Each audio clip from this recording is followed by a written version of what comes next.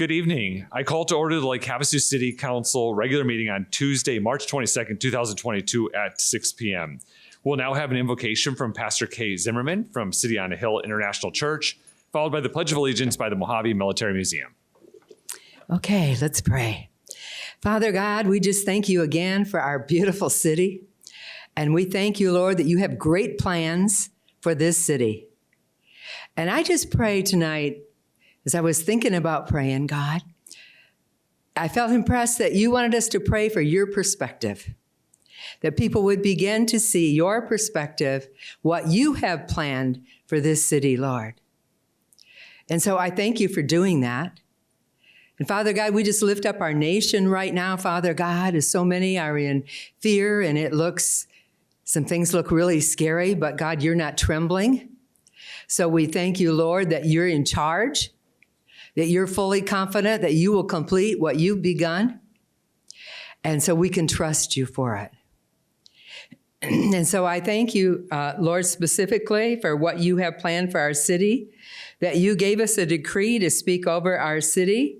And so right now I decree over the city of Lake Havasu City, that this city shall be a city of righteousness that honors God in all her ways, a city of hope to all her people and all those who come here, a city of light where darkness finds no room to hide, a city of love that prospers in all her ways, providing prosperity and goodwill to all her people as well as those surrounding her, and a city of peace to all who dwell here. In the mighty name of Jesus Christ, amen. Amen.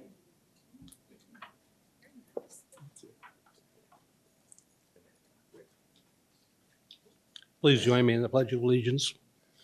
I pledge allegiance to the flag of the United States of America and to the republic for which it stands, one nation, under God, indivisible, with liberty and justice for all. Thank you. And now we'll have Trudy from the Mojave Military Museum. Tell us a little bit about your organization. Yes, thank you. I'd like to say that our Mojave Military Museum military advisor led the pledge. That was Greg Grumpy Logan, retired Navy. Thank you. Thank you.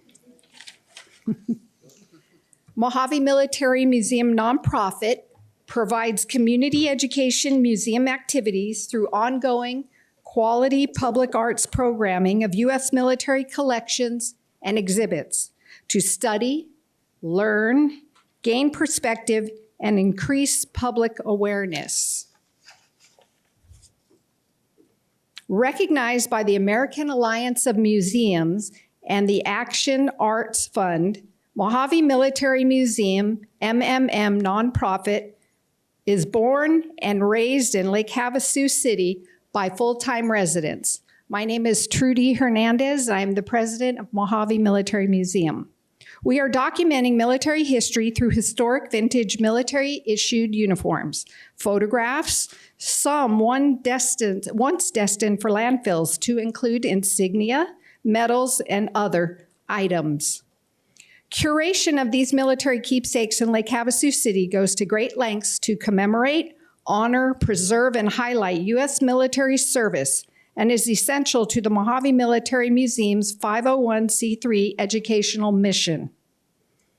With the support of the March Lake Havasu City Hall installation, which we will speak further in just a moment, preserving these uniforms and other military articles of historic interest for future generations is key. Gifts in honor of or in memory of, as well as donations, are ongoing and accepted at mmmsalute@gmail.com. In a city with nearly 7,000 veterans, the Oh Say Can You See exhibit in Lake Havasu City has generated serious interest and appeal, inspiring memories of wonder and learning surprise for multi-generational visitors. The first time the USMC Colors Guard presented at City Hall was last Monday. They did that in honor of the exhibit and a few other items. We have a guest book at the front desk, and we have had wonderful entries as people have come to view the exhibit. A grandmother brought all of her grandchildren. Snowbirds from across the nation held a reading club meeting at City Hall and discussed the exhibit's history. We are on a pocket change budget, that we like to call it, and everything has been donated by Lake Havasu City residents, businesses, and veterans. We curate the items, and some of the comments in the guest book include, exhibit was awesome, wonderful, absolutely amazing, something everyone should see. Thank you, thank you, thank you. And now I'd like to introduce David Diaz. Yes, thank you. Also on the board, Vice President of the museum. Thank you, Mayor. Thank you, Council. Inspired by true events, the Lake Havasu City Hall Hosea Can You See exhibit, which is there March 1st to March 31st, displays various U.S. uniforms, photographs, and historical items demonstrating evolving tactics and technology during the global conflicts of World War II and beyond.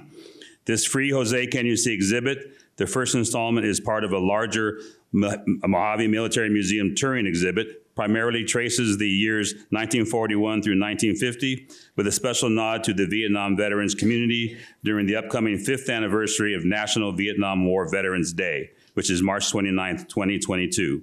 Available for free through the end of next week.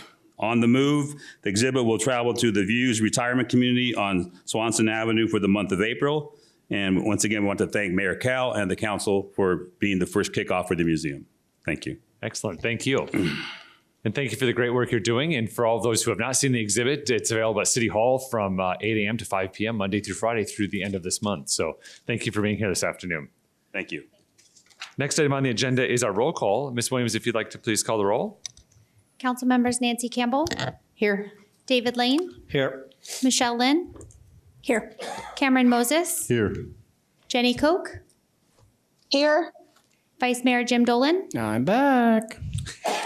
Mayor Kalashihi. Here. Thank you. Thank you.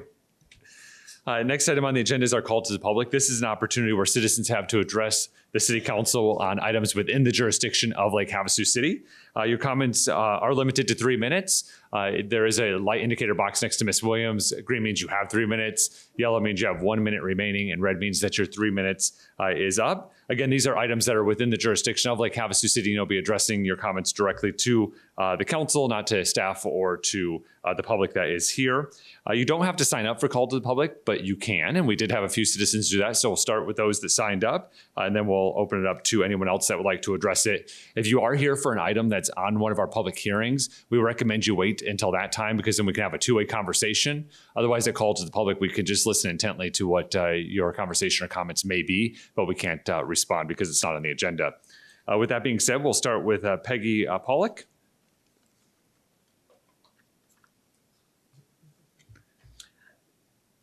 Good evening. My name is Peggy Pollock. I live at 54 South El Dorado. I just wanted to say thank you for the police presence on our street. I've noticed a patrol at least once a day. It seems to be working. Thank you very much for following through. Also, thank you to the City Council and the Mayor for the great work you do for our city. Thank you very much. Thank you. The next speaker is Christine Simmons.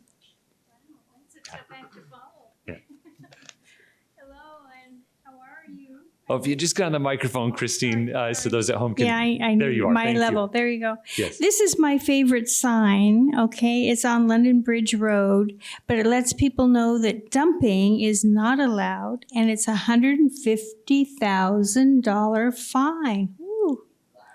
So call Bulky Pickup. You can do it 6 times a year. 4 items on your curb for free. Much better than doing this. There are 3 mattresses right now behind my house. Shame on you. But I know if you take them to the dump, they charge you $35. So what citizens are doing, they're using the desert as a free dump. So we need to educate them that there are other ways. But you know what? It's not the BLM Rangers' responsibility. I really feel this is city trash that is going in our desert, and that means you are kind of responsible as representing our city. We need to educate our citizens. And I already talked to the chief of police and David that this sign could be on our entrances to the desert, right there on our city curb, to let people know, don't think about it. Just don't even go there, okay? And there's a reward if you turn in somebody's license plate dumping things in the desert. And you know, I took a trip out there last weekend, and I have to say, I'm a shooter, my family's a shooter, but we leave no trace. Shame on the shooters that are enjoying our desert, but leaving their targets, leaving their debris. And, you know, if we abuse it, we're going to lose it. I mean, the BLM is kind of like up to here. They're providing a dumpster this weekend for us. We're having our big pod, Protect Our Desert cleanup, and it'll look gorgeous again after this weekend, but we need to stop it. We need to do prevention. So please help me in doing that, and thank you so much for hearing. Thank you, Christine. That concludes citizens that have signed up. If anyone else would like to address the City Council at Call to the Public, please make your way to the podium and state your name for the record.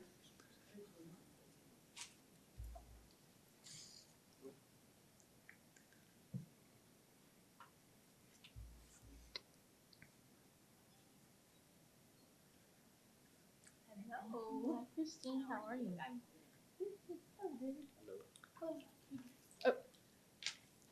Hello. Good evening. I wanted to address the City Council on a couple things that I noticed this week, which was really weird. On Facebook, I noticed that there was a, I believe it's called a public, of course I forget what it's called, right? But there was a public notice request for assistance in finding a person who committed a crime. And the page I saw it on was the Havasu scanner feed, and it was only shared 5 times, and I never saw it shared on the city government page, and which led me to look for the police department page, and I found a page that said Lake Havasu City Police Department, but then no posts and no request for public assistance to find a person who is wanted for stealing something out of somebody's house. So I did find it on Buster Johnson's Facebook page, the county commissioner, and it was shared over 68 times on his page. Pretty remarkable. Also, I know you guys, the city keeps considering the high density issues in downtown area. And for the first time ever this week, I watched a planning and zoning meeting. I believe that's the right term. That was a miracle. Do you know, I never knew about the vision that the Planning and Zoning Committee has for the city of Lake Havasu City. Also, from all the complaints that I ever read about from other people, it doesn't sound to me as if the citizens have the same vision as the City Council or the Planning and Zoning Committee. And I wanted to recommend maybe having a new Vision 2020, maybe call it Vision 2022. Thank you. Thank you. Yeah, if anyone else would like to address the City Council, just make your way to the podium and state your name for the record. Evening, folks. My name's Bobby Waldrop. Moved here in '73. I started the Lake Havasu Softball Club in '77, and I've got a proposal. I found went to Parks and Rec and got all the pertinent applications and whatever.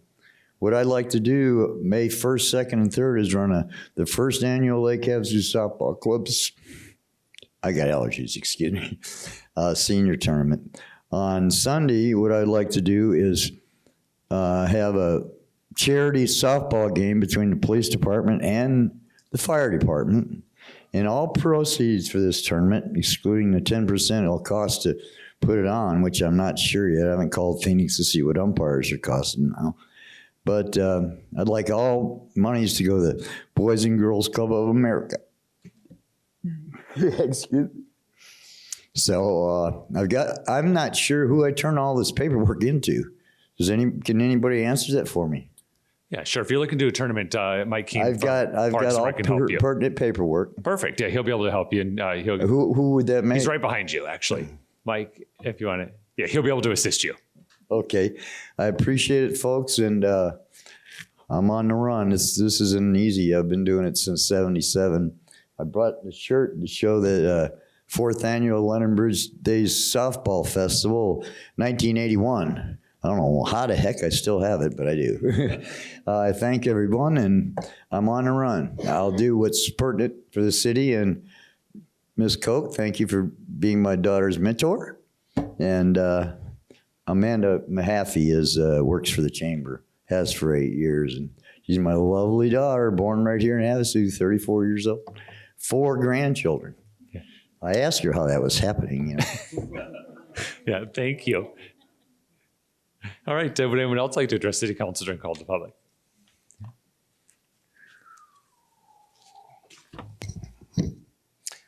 Good evening. Good evening, Mayor. Good evening, council members. Don't know if you guys remember me a few years ago. Back in 2003, we originally bought the island at Lake Havasu, and it went through a few changes, had to get rid of a really bad partner, and it's now 22, and I've ran the poll up of multiple times of different projects, which is, hey, it's okay. Went through the right channels. And in this particular event, last time I was here, I got a solid 0. And so I knew there was nothing else that obviously I could do except maybe, hey, start interviews some of the people. And what predominantly is out on the island now is single family houses. And whether they're single lots, double lots, triples, married, whatever, all wonderful. And I'm not looking for a decision from you guys, just making you guys all aware. And that's basically it. I came up with a plan, and I also met with the other owner, and he confirmed of doing the same thing today, this afternoon, of going in with single family houses, very easy peasy, and letting the local, as I call it, household builders go ahead and do their thing. Wouldn't have anything to do with it except making streets and putting some infrastructure in and waving goodbye. And I think everybody would really love that. And I'm hoping that you guys can talk to city planning and down the path. I've been going from the bottom up. And just since I was in town, and there's a big snowstorm in Kansas, if you guys haven't saw, so I couldn't go home. And so I laughed and said, that's typical. And so the other good news is I hit up the fire chief, wonderful new man. You guys did a great job of hiring him.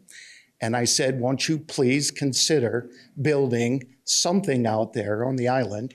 I would love to, happy to work with you of donating or something the land out there. Easy peasy as well, because that's a real white hat.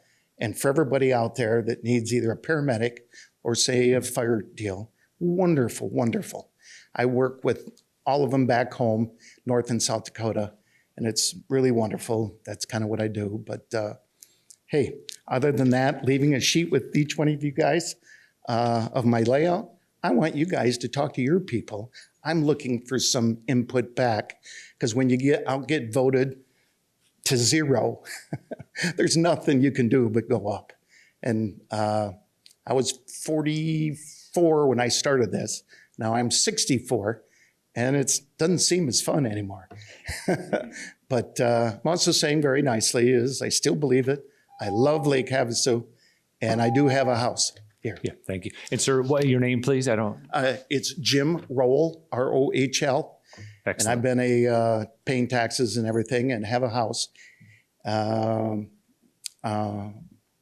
Lake Havasu since then. I lost my wife along the way. She got cancer, but hey.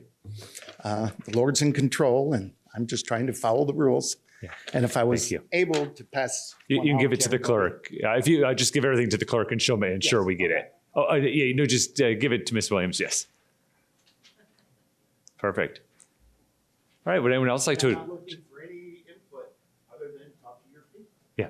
Would anyone else like to address City Council? Oh, I'm sorry, Ms. Toy, you already had your opportunity. I didn't finish speaking for the whole 3 minutes, and all I just was something I've never learned before, because I've never honestly paid attention to the city council stuff before. But I don't understand the whole consent agenda part. And like, if you have a question about what's on the consent agenda, as someone who's a call to the public, that whether or not you could ask questions about that and when you would be able to ask questions about that. So Yeah, thank you. You're welcome. All right, would anyone else like to address the City Council?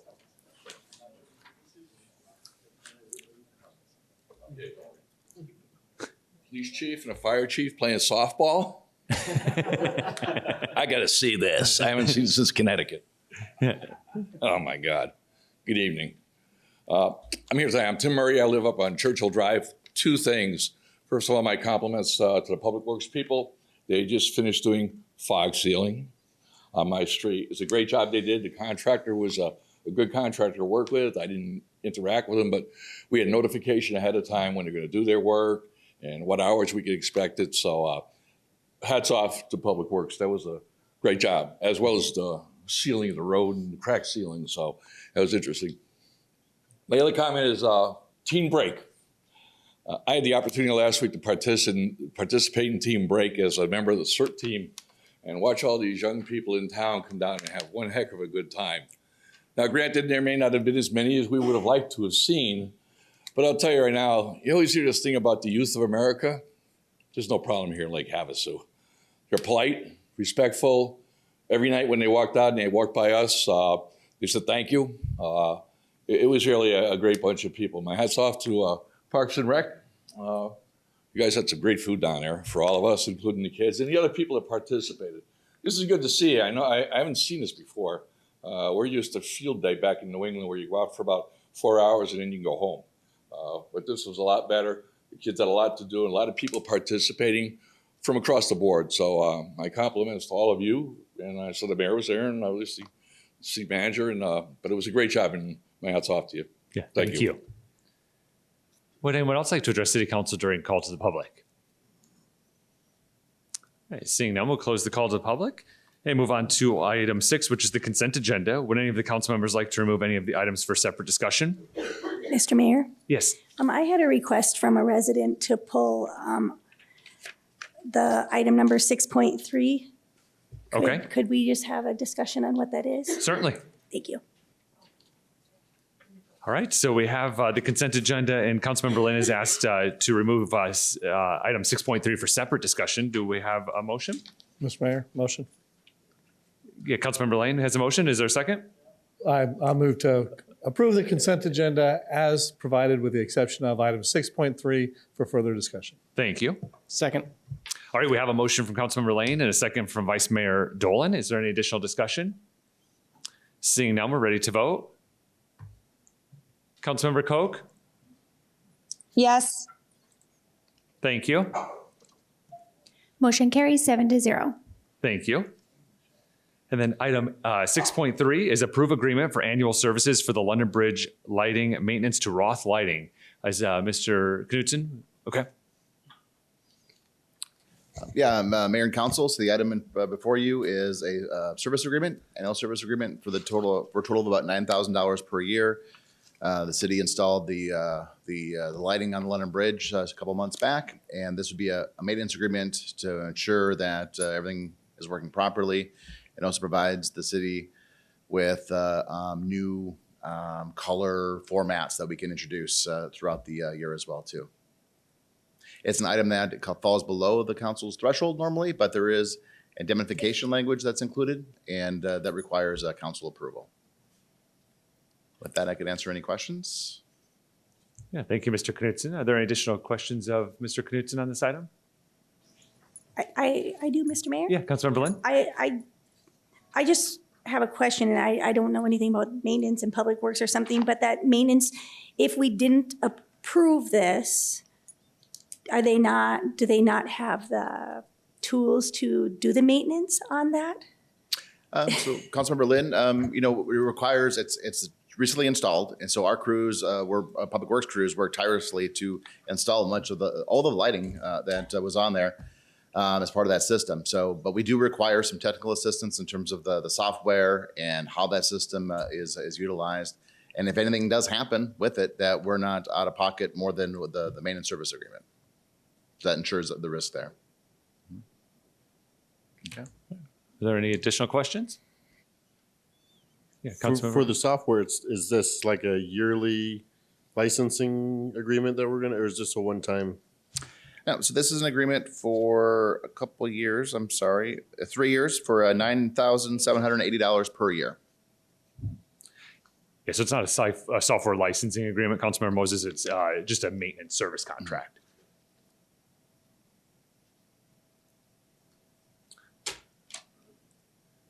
Mayor? Yeah, Councilmember Campbell. Were we aware of this prior to getting the system in place, or did we have anybody on staff that was understanding of what we were, obviously our staff ended up installing it all. I feel like there's a disconnect there because that is a lot of money, $9,700 a year, excuse me. So there's nobody on staff that could have handle this moving forward? Or were we aware of it? 2 questions. Is there staff that could handle it? And were we aware of the situation upon purchase? Sure, Councilmember Campbell, Mayor, as far as we don't have the expertise on staff to address the technical issues that are associated with this. Over the course of the next several years, we're going to be learning more, and we'll have some hands-on the best that we can to address these issues. But it's a new software, it's a new approach, it's a new system. That's tied to a modem, and there's some technical issues that are prevalent here that we need some assistance with. Were we aware of it? Yeah, we started some of these conversations back in December. Honestly, we had a retirement, and so some of those getting that agreement past the finish line at that point took was delayed by a couple months. Mr. Mayor? Yes. I think my understanding too with the lighting side of it, I mean, the lights is one thing, but the dimmers and the hardware and everything controls to the fact that if we just wanted to have them come on at night and go off in the morning, we wouldn't necessarily need this. The fact that we want to be able to put them in and out of service with different colors and different themes and change this up on different schedules, that's where it gets a little complicated, I think. I know we had some issues with the scheduling and to really get into the software and learn the ins and outs of it. That's what I would assume being a lighting guy in the past, but I would assume once we get that figured out and somebody knows it, we're probably fine. I would assume. But. Yeah. Vice Mayor Dolan, Mayor, exactly right. So when you see the lighting on the bridge itself, there's different shows, different events. They're scheduled to happen at certain points throughout the year, and it's part of that programming that we need some assistance with to get us off our feet. Yeah, you're exactly right. Yeah, Councilmember Campbell. Is this something that the CVB could possibly pick up other than the maintenance portion of it? Because the CVB or Go Lake Havasu is in charge of events, and you would think if they had somebody in-house, I know that they work on a lot of websites and marketing tools, and they're pretty savvy with all that. I'm just curious if we could work with them to assist in this, and have we thought of that? Councilmember Campbell, Mayor, no, we haven't thought about that. The expertise that's needed, we'd love to, if there's somebody out there that with whatever organization, we'd love to have their assistance. What we're talking about with this very specific program, it's proprietary and it's very specific. We need to learn more about how to program it to put the shows and display the lights on the bridge that we see throughout the year.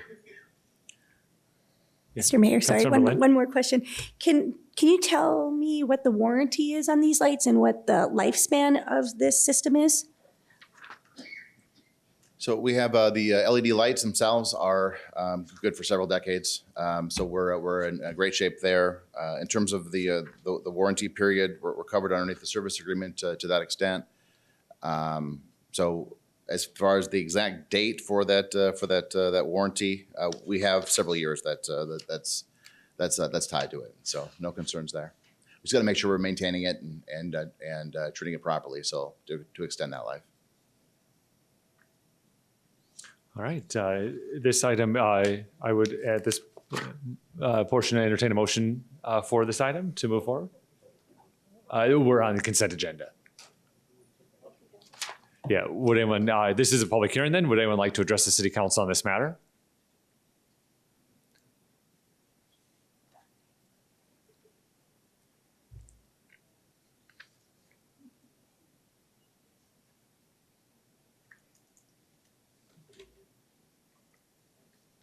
One of these days I'm gonna come up with just my cane, not fall.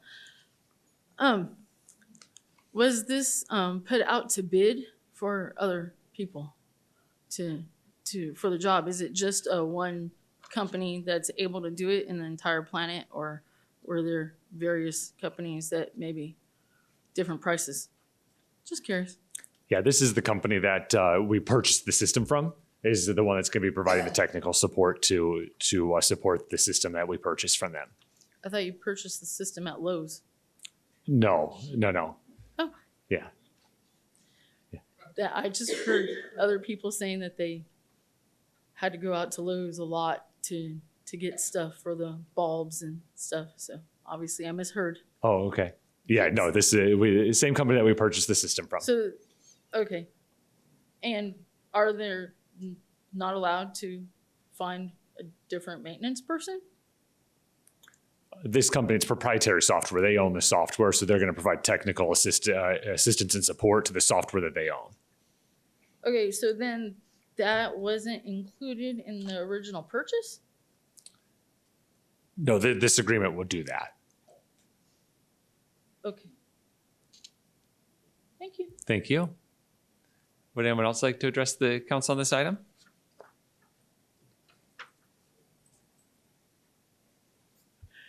Good evening, Mayor, Council, residents. My name's Frankie Lyons, 3245 Desert Sage Drive. My question on the lighting is, why wasn't this software included in the original bid to put in? And a comment was made, do we really need red, white, and blue, red and green during the seasonal stuff?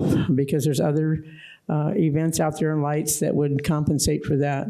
And I think it's unfair and unjust for this city council to have to make a decision on something that should have been presented at the time of the purchase. Thank you.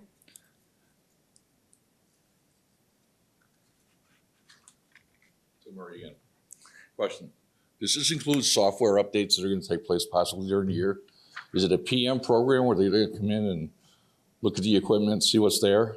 Can I ask that question? Yeah, Mayor, if I can. Please. So this includes the updates to the software, maintenance on the software. If something goes awry, they'll address it. They'll come out and fix it, and then again and update the different shows that would need to be updated throughout the year. And is there a hardware? What if the hardware fails? Does this cover the agreement? Cover the hardware? Yeah, I'm getting a head nod from our public works director. Yeah, it includes the hardware and software. So the modem, all the equipment that's tied to it. Yeah. Good to me. Yeah. Thank you. Thank you. Would anyone else like to address the city council on this item? Seeing none, we'll close the public hearing, bring it back to council for any further discussion or motion. Mr. Mayor, motion. Councilmember Lane? I move to approve the multi-year general services agreement for the London Bridge lighting maintenance to Roth Lighting. Second. We have a motion from Councilmember Lane, a second from Vice Mayor Dolan. Is there any additional discussion? Seeing none, we're ready to vote. Councilmember Koch? Yes. Thank you.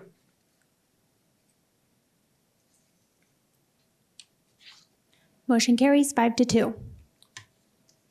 Thank you. Item 7 is correspondence, communications, petitions, announcements, and the city manager report. Item 7.1 is the investment report.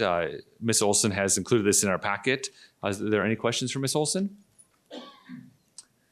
All right, moving on to item 7.2 is announced vacancies on Lake Havasu City boards, committees, and commissions. Ms. Williams? Mayor and City Council, there are several vacancies on Lake Havasu City boards, committees, and commissions. The following is a listing of those vacancies.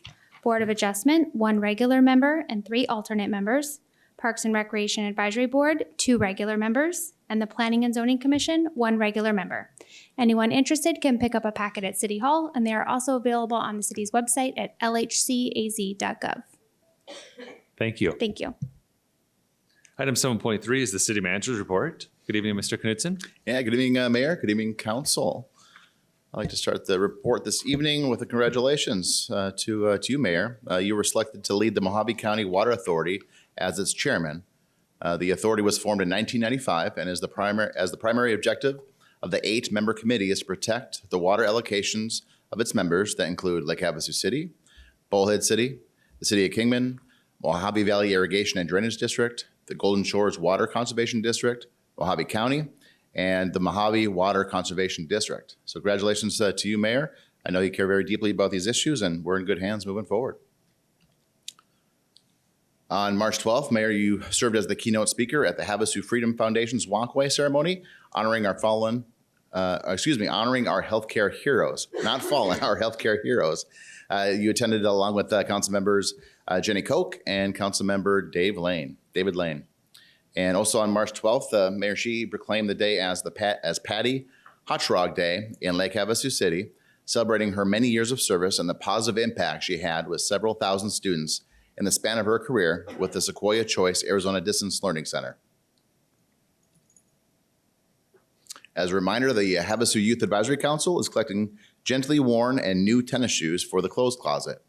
They'll distribute those shoes to those who need them in our community, especially those that need them for their job. Please drop off your shoes at City Hall, Titan Gym and Fitness Center, Havasu CrossFit, Feeling Good Fitness, 8 Lotus Yoga and Wellness, Lama Yama Yoga, Shred Factory Gym, Printed Havasu, and the Kimberly Michael Salon. You can do that now through April 14th. And then on April 23rd, our Havasu Youth Council will be in the City Hall parking lot from 9 a.m. to noon, again on the 23rd, for one last day of donations. If you have questions about this, please contact the city at 453-4152. Next Tuesday, that'll be the 29th, Lake Havasu City, we're hosting a Vietnam Veterans Day outdoor cookout. It'll be at Sarah Park Rodeo Grounds, and it's for our veterans and their families in honor of our Vietnam veterans. Doors will open at 10:30 a.m. as the Marine Corps League opens with the posting of colors. It'll be followed by a few words honoring those Americans who served, returned wounded, or those who lost their lives during the Vietnam War. Lunch will be served immediately following, and sponsored by our Elks Lodge 2399. There is no RSVP required. All veterans are invited to attend, as well as those that want to celebrate our veterans. For more information, please call the mayor's office at 453-4152. Mayor Sheehy proclaimed Earth Day 2022, Invest in Our Planet in Lake Havasu City on Saturday, April 2nd, in honor of a community-wide cleanup event to improve Lake Havasu City. On April 2nd, because our local Rotary clubs, the Marine Association, Republic Services, and several other local service organizations have come together and organized a community-wide cleanup effort, and the community is invited to participate. You can visit Republic Services office at College Drive address during the week, or at Michael Allen Furnishings on Nakoma Boulevard, and you can pick up complimentary trash bags that you can use to help clean up our community. Republic Services will have complimentary trash bins located at the north and south ends of the community, close to our welcome signs. And the community is invited to take the trash and fill up those bins. To learn more about how you can be part of this community-wide effort, please email Carrie Hemme at CLH@strachota.com, or monitor the city's Facebook page, as we'll be sharing that information the best we can. And finally, please join myself and Mayor Sheehy for coffee on Friday, April 1st, on April Fool's Day. We'll be here in this room at the council chambers and our police department from 8:30 a.m. to 10 a.m. Residents are encouraged to attend, express any issues, concerns, or questions they may have about the community or city operations. And it's an informal come and go setting, so obviously no reason to RSVP. And with that, Mayor and Council, that concludes my presentation. Thank you, Mr. Knudsen. All right, we'll move on to item 8, public hearings of our agenda. Item 8.1 is adopt resolution number 22-3564, approving the agreement for a clinical practicum and/or student educational experience with Mojave Community College. Chief Palafis. Good evening, Mayor, council members. This agreement I've been working on since about 8 months. This is an agreement with Mojave Community College in their EMS service area.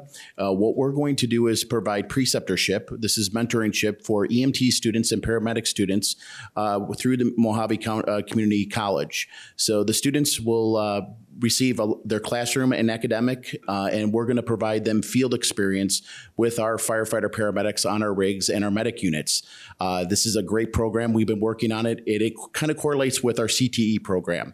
What we're trying to do is find a path for our youths, and we want to be part of that as the city and as the fire department to give them the opportunity to gain experience in fields that they're going into as EMT and paramedics. So I've been working diligently with Mojave County Community College, and I do have two representatives here with me tonight that worked hard in putting this agreement together with our staff. Dr. Lily Tishko is the Dean of Health, and then Chris Long is the Director of EMS Services. If you have any questions in regards to this agreement's for 2 years. Which we're going to provide our members, our paramedics, with preceptor training, and it's going to be oversight between the fire department and the community college to give the students the experience and field experience they need for the requirements for their certifications for their EMT and paramedic license. We also believe this is going to be a great recruitment for us to look at the students that when they're learning about EMS and paramedic and see if they want employment here. I mean, we're a very busy department, and if they want to run calls, here's a great opportunity for you. So this is a win-win, not only for the community, but for the entire county. And it's been a pleasure working with the college on this. And it's just another step in our growth at our fire department for our homegrown individuals that want to stay here and serve our community. So if you have any questions, I'll be more than happy to answer. And I'd like to recognize the two individuals that took their time out to come here. If you guys want to come up.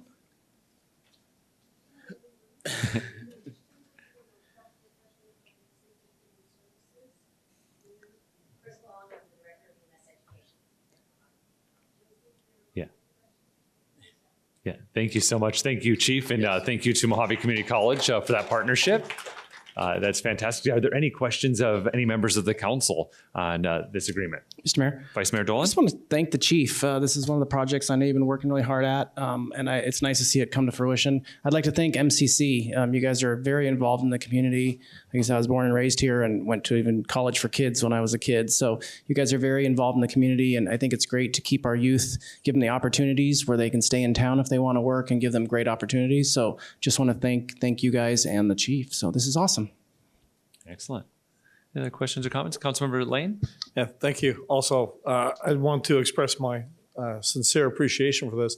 And I believe also that there's some credit hours that are available through this program where people can get continuing education as well, from what I've read through it. Yes, sir. Yes. Awesome. Yeah. All right, this is a public hearing. Would anyone like to address the city council on this matter? Seeing none, we'll close the public hearing and bring it back to council for any additional discussion or a possible motion. Mayor? Councilmember Moses? Yes, I'd like to make a motion. I move to adopt resolution number 22-3564, approving agreement for clinical practicum and or student educational experience with Mojave Community College. Second. We have a motion from Councilmember Moses and a second from Councilmember Lynn. Is there any additional discussion?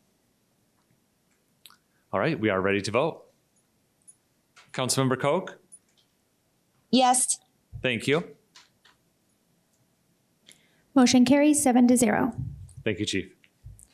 All right, item 8.2 is adopt resolution number 22-3563, approving and authorizing the city manager to execute the memorandum of understanding with the Bureau of Land Management. Mr. Keene. Thank you, Mayor and Council. As users of our Sarah Park Trailhead venture out to explore our beautiful desert landscape, they quickly leave Sarah Park and they actually leave the city limits very easily when they're out there. They end up on land that's owned and managed by the Bureau of Land Management. The trail system, when we get to this area, gets very confusing as many of them look the same. And this causes those users to become very disoriented and oftentimes lost, which then causes our search and rescue department to have to run out and hopefully be able to find them and rescue them. The memorandum of understanding with BLM that we're requesting for your approval tonight basically allows the city to assist in inventorying all the trails outside of the area of Sarah Park. And once all the trails are inventoried, then we're able to go out and place signage out there to assist the users in finding their way back safely, which is the ultimate goal, and not have to call search and rescue quite so often. So this agreement will allow us to work with BLM on those two areas. Yeah, great. Thank you. Are there any questions of council, Mr. Keene?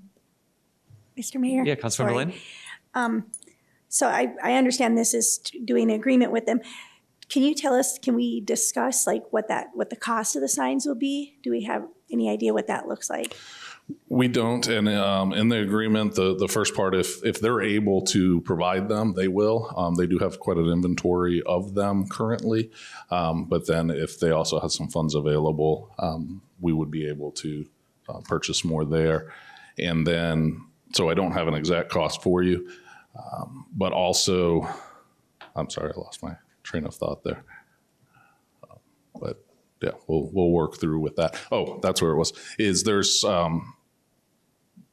They have a very strict requirement of what types of signs can go out into the desert as well. So we have to follow their guidelines.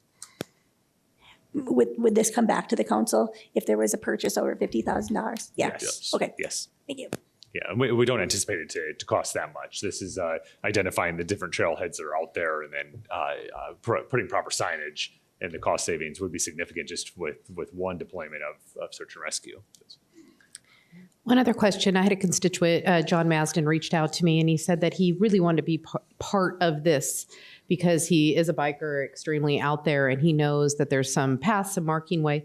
How does a person reach out to you to work with you guys, with staff, or is this something just in-house? Like, we are going to use some volunteers to especially help with inventorying the trails, so they could just get in touch with myself.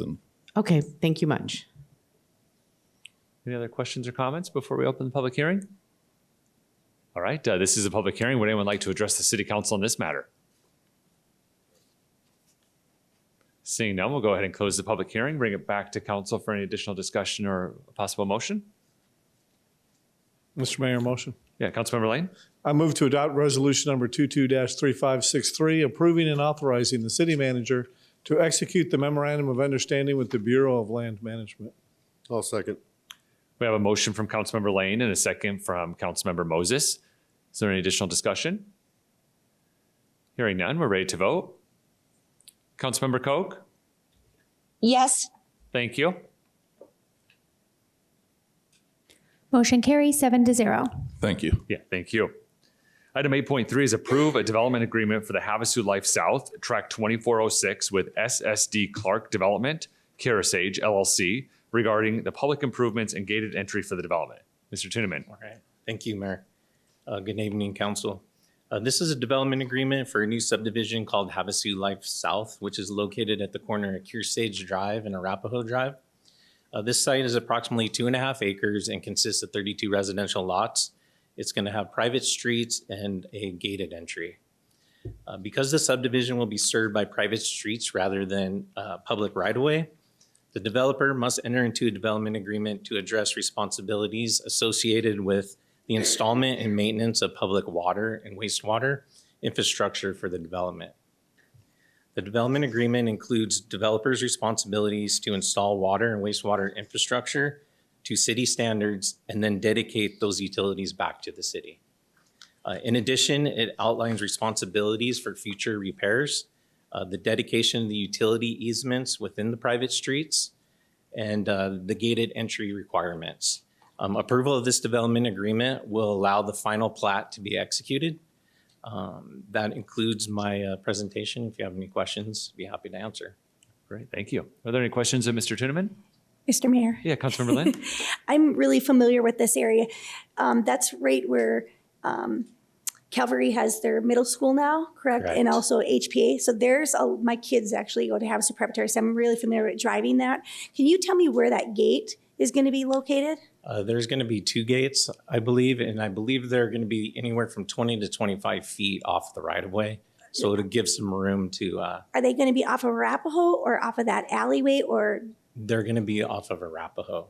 Okay, because that's a really busy area with cars and with kids. Like, my suggestion is really like to put some type of school crossings there or something, because there are a lot of kids that walk in that back hall, that back alleyway. Sure. And if that many cars are going in and out of that really cause needs to be a problem. recognized. Right. All right. Yeah. I'll work with our public works director and streets and see what we can do about that. Mhm. All right. Any other questions or comments? All right. This is a public hearing. Would anyone like to address the city council on this matter? Seeing none, we'll close the public hearing and bring it back to council for discussion or possible motion. Mr. Mayor, Yeah, Vice Mayor Dolan, motion. please. I move to approve the development agreement for the Havasu Life South Track 2406 with SSD Clark Development Kearsage LLC. I'll second. We have a motion from Vice Mayor Dolan and a second from Councilmember Moses. Is there any additional discussion? Seeing none, we're ready to vote. Councilmember Koch, Yes. thank you. Motion carries 7-0. Thank you. Item 8.4 is an update on the American Rescue Plan Act, ARPA, Coronavirus State and Local Fiscal Recovery Fund, distributions to Lake Havasu City with potential direction provided to staff. Ms. Olson. Thank you, Mayor. Good evening, everyone. As the mayor said, this is going to be a brief update on about 550 pages worth of reading. The American Rescue Plan Act provided for the development of the Coronavirus State and Local Fiscal Recovery Fund. And for purposes of ease, I will probably refer to that as the ARPA funds versus the state and local fiscal recovery funds. When this act was first adopted, it came with a very loose set of guidelines called the interim final rule. So Treasury was writing the rules about the same time they were cutting the checks. So it was quite a challenge for all of the entities around the United States to really get comfortable with what it said. They did finally release the final rule in January. The final rule will be effective April 1st of 2022. We received our funding last September, and so about 12 months later, we'll receive our second round of funding. The key objectives of this funding was to deliver dollars for state, local, and tribal governments to respond to the COVID-19 emergency and to help lead a strong, resilient, and equitable recovery plan.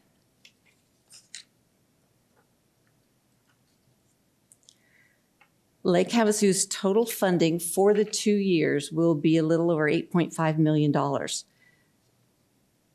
We received the first half, as I mentioned, and the second half will come 12 months later. So in September of 23, we should receive our second half of $4.2 million, a little bit higher than that. These are one-time funds, so staff is recommending, as usual, for one-time expenditures that these funds be used for those in particular and not recurring items such as salary and wages and benefits items. The plan provided for some key eligible use categories, and they were very, well, don't want to say very specific. There were some guidelines associated with how you can spend the funds based upon several key categories. The first one was public sector revenues, and there was a very complicated formula for each city or state or county to provide information as to how much of a loss of revenue they had incurred. Since we had not, at that time, when we were talking about this, we have not incurred a loss of revenue. We had no eligible funding categories under that item. There were other categories, such as the water and sewer infrastructure, and that included some broadband as well.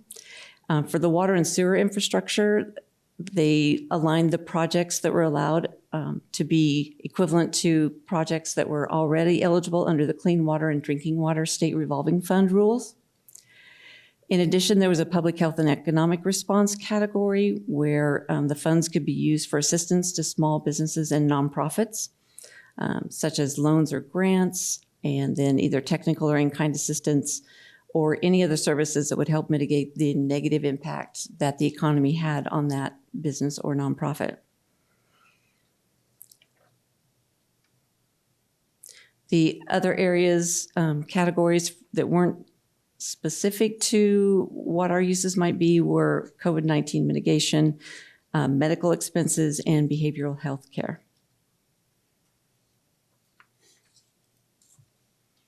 As I mentioned, for the revenue loss category, the public sector revenue loss, when the final rule was adopted in January, they released information that this now allowed for a standard allowance of up to $10 million. This was to help some of the smaller entities who found the formula for determining your loss of revenue to be very complicated and somewhat convoluted. So they created this standard allowance, which works a lot like a standard deduction on your income taxes. Think of it that way. It's like you don't have to show all of your individual items. You don't even have to show that you spent money up to that standard deduction. This standard allowance allows us to use this category now. This category then has rules, eligible uses that are basically anything spent for government service. So government services, as they indicated in the documentation, generally includes any service that we would typically provide as a local government, unless Treasury has stated otherwise. So it now includes building of infrastructure, including roads, modernization of cybersecurity, provision of police, fire, and other public safety services, or even other categories outside of public safety, such as parks and recreation, for example.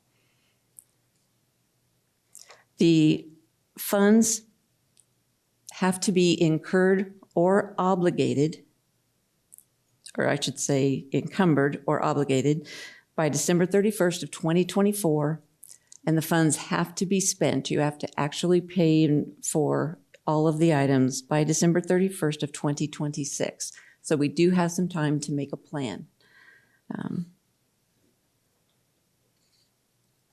They did have one section where they were very specific on what the uses were not, that were not included. These funds cannot be used for deposits into pension funds, such as like toward your public safety liability. Cannot be used for debt service. You cannot use them to replenish your reserves or your rainy day funds. You can't use them to settle any kind of a judgment against us, against the city, or any type of settlement agreement. And you cannot use them to offset directly or indirectly a reduction in net tax revenue resulting from a change in law or regulation. So any tax cuts would not be included as an item that you could replenish with these funds. And in a nutshell, that is a summary of all of the categories. So I will now turn it over to Mr. Knudsen, and we can have a discussion and hopefully answer any questions you may have. Thank you, Jill. Ms. Olson, thank you. Mayor and Council, so what we have now is based on the request from Councilmember Lynn to come to the Council and talk about the rules and regulations that unfolded for the use of the ARPA funds. Ms. Olson talked about how the monies can be used and talked about that with the last set of rules that came out, there's a lot more flexibility in those rules than there have been in the past. They go into effect on April 1st, so the timing is perfect for Council to have this conversation. From staff's perspective, we're looking for a conversation. It's not up for action this evening, but a conversation with a little bit of general direction on how these dollars could be spent. If council, if it pleases the council, then the staff would take that information and start plugging those amounts into the budget tied to specific projects, and then bring that back to council at the budget work session. So that's scheduled for next month. So again, the timing is perfect for this information. And then I know there might be a conversation in terms of some types of creation of a board, but I'll turn that over to you, Mr. Mayor, and to lead those conversations. And then in the end, we'll staff is listening intently for consensus and for direction, and we'll go from there. So thank you. Yeah, thank you, Mr. Knudsen, and thank you, Ms. Olson, for giving a very broad overview of a really boring 550-page document that's changed multiple times since we started throughout this process. So as Mr. Knudsen indicated, this particular item that is in front of us today it was at the request of Councilmember Lynn. And so we've had some fragmented conversations with council about what the ARPA dollars could be used for, or where they could go. And so we had that all the way back from our hearing on October 26th when we were talking about water and sewer rates. A staff proposal at that point was to use some of the ARPA dollars to offset some of what the changes in the structure would be for rates. We then had some discussions about roads and those types of things at our council planning session in February about a renewed focus for additional road improvements within our community. We've had some discussions about quality of life and park developments. And then we've also had some discussions about the social service agencies within our community and the services that they provide our citizens. And so putting all of those different components together, I worked with Councilmember Lynn after she asked for this item, most specifically on the social service side of it. But before we get there, I wanted to just kind of paint a picture because we need to give direction at a high level to staff about all of the money. So we'll just use the figure of $8.5 million for this conversation that will be allocated to Lake Havasu City over this 2-year period, with a period to have to use those funds by 2026. And so based on some of those discussions, I kind of just broad brushed based on those conversations that the council's been having along the last 6 or 7 months on where monies could be allocated to. And so I wrote it down just so I didn't have, so I'll actually just pass. Actually, if you want to take those two, one for you and one for David. And so again, this is just a broad brush of taking about $3.5 million focused on water and wastewater projects. Again, the intent here is that we give a very general overview to staff. They'll come back during our budget hearings and we'll have more specific conversations about how these all plug in with the identifying fund of ARPA. A pavement preservation of $2.5 million. That would be in addition to our HER funding. Parks and recreation of $1.5 million. $500,000 to public safety, and then $500,000 to a community resource coalition, which I'll discuss a little bit more in depth. But that would give a broad band just to start the conversation. This is more of a conversation starter for us, so we have kind of somewhere to start with. But again, the basis of these numbers were just based on conversations that we've already all had together, just kind of putting it together in one area so we understand what it's doing. Now, the work that Councilmember Lynn and myself had was from a social service agency, or from a social service perspective within our community. How can we address any of the needs that those agencies may have and may have caused harm to them during this process, which is one of the key identifiers of what these funds can be used for and how they can be deployed within your community. And so if it's the will of the council, based on our discussion this evening, we can give direction to staff to move forward with creating an opportunity or a vehicle or a mechanism for people to apply for those areas. And so if we were to, again, set aside $500,000, again, I'm just starting this for conversation starters for social services, it would be, funding allocations for, citizens in the area of food, housing, medical services, agency services, childcare, senior adult care, senior services, other social service needs, housing, all of these pieces together are what, again, Councilmember Lynn and myself put together is that we would have a citizen board that we would appoint. Again, the council would appoint that citizen board, We would use the same process that we use for any other board, committee, or commission that we have of the council, which worked out really good based on the feedback that we received when we used that for our last appointment process. That board would make recommendations to the council, come before council. Council would then appoint citizens to that board, 5 members, regular members, 2 alternates to the board. It would be a very specific Community Resource Coalition board that would be time specific to meet. As envisioned in a perfect world, they would meet, talk about the application process. They then would meet to review applications, and then they would meet to make their final recommendations before council. The council then would hear that recommendation from the citizen board, and we would then award the grants or monies to these specific pathways through these different social service agencies.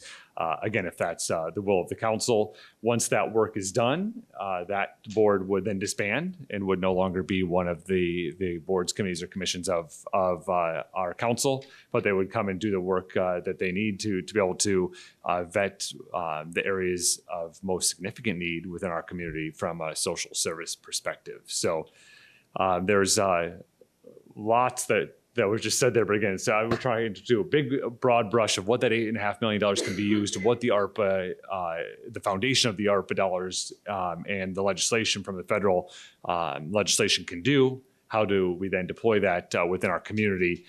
If this evening we're able to give staff direction as they start their budget process, and again come back and bring those dollars each step of the way, the council will have a say on the final thing. So again, today's just to start the conversation and give direction, hopefully by the end of our conversation.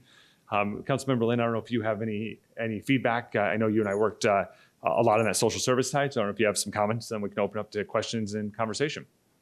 Thank you, Mr. Mayor. To be honest, I invited a lot of people here tonight that are part of these resource coalition type nonprofits and organizations. And so personally, I would like to hear from them, and I'd like the council to hear from them before I make any decisions on it. But everything that you explained, yes, those are things that we agreed on, and that's what I would like to see going forward. I have some questions on some of the other areas, just because I know there's quite the conditions set on how you can use it. And I guess one of my have is on like the Parks and Rec. I don't know how that fits in to this kind of money. I can see where the water is, and even the pavement, I just question it, because when I'm looking at what Jill had presented to us, I'm looking at how these things were affected by COVID. And obviously that's with, the Resource Coalition, public safety, and water, but I'd like more information on the other two. Sure. Yeah, and so great comments, and the easiest way to answer that is that personal exemption of $10 million. So that Ms. Olson explained is we have the exemption, so it allows us that flexibility with infrastructure. And speaking with our federal delegation, so Senator Sinema and Senator Kelly and Congressman Gosar, the intent of it was infrastructure was where it was, and then the federal government was using existing vehicles to be able to get the money out as quick as possible. So some may recall the conversation where we initially were having these discussions, is that Lake Havasu City is an entitlement city through the CDBG funding mechanism, and that's how we were initially coming through. We were one of 7 cities in Arizona, and so at first we weren't getting direct funding. We had to go through the CDBG process, and then the rules changed, and now we're here, and even these final rules aren't even going into effect until next week, and so there's lots of moving parts to it. But that exemption allows us that ability to do it. And again, these are just parameters so that we as a council can say, okay, this is what we're going to give staff as a direction as they go into their budget hearings or into their budget discussions to then bring back to our budget hearings, and open for discussion and comments and thoughts on any of the numbers of where they go. From my perspective, I was just taking our conversations that we've had at council. I have nothing tied to these numbers of what the projects are or where they're going, except for the conversations we've all had as council. That pavement preservation was important to us. Park development was important to us.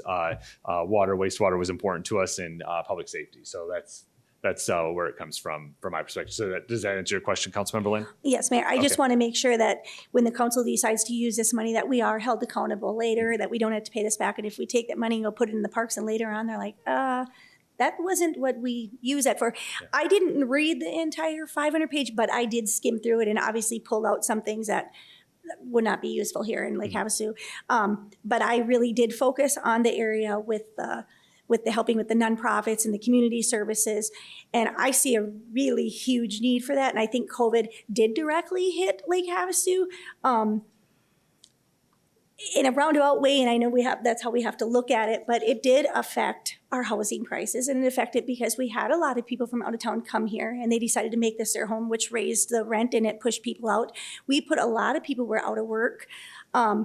There's social services, the one-on-one contacts that we had, they weren't able to even see those. So you had mental health people that were not able to see clients. There was so many, you couldn't go to church, so you couldn't go to recovery things. There were so many things that were affected that affected our residents here. And so all I'm saying is we have tons and tons of organizations, nonprofits, churches, like all of that community services that are willing to give those, but they need a little help. They need a little help, and whatever that takes as a community and as a council, that we have that kind of money now to use. It's not coming out of the general fund. It's not coming out of the taxpayers, that we need to put that back into our people.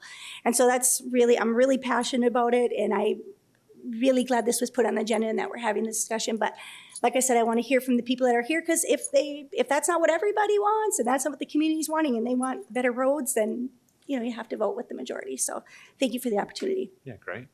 Any other comments or questions from Councilmember? Mayor, first off, I've been told that rates, water rates or utility rates are considered a tax. I've heard that. It's a tax. It's your tax rate. Is this true? Is utility rates considered a tax? So utility rates are a user fee within the enterprise fund. Okay, and that's the way I understood it, but I've had other people tell me that's just that. Where's your tax sheet? Where's your tax sheet? When I've asked. And the reason why I brought that up is because it says you can't cut taxes. On the very top of this, it says water and wastewater products at $3.5 million. And this is where I have a large problem with this number up there. It's because the sewer portion of our rate study, we did reduce, and we had talked about, is this the money we were going to use to fill the gap?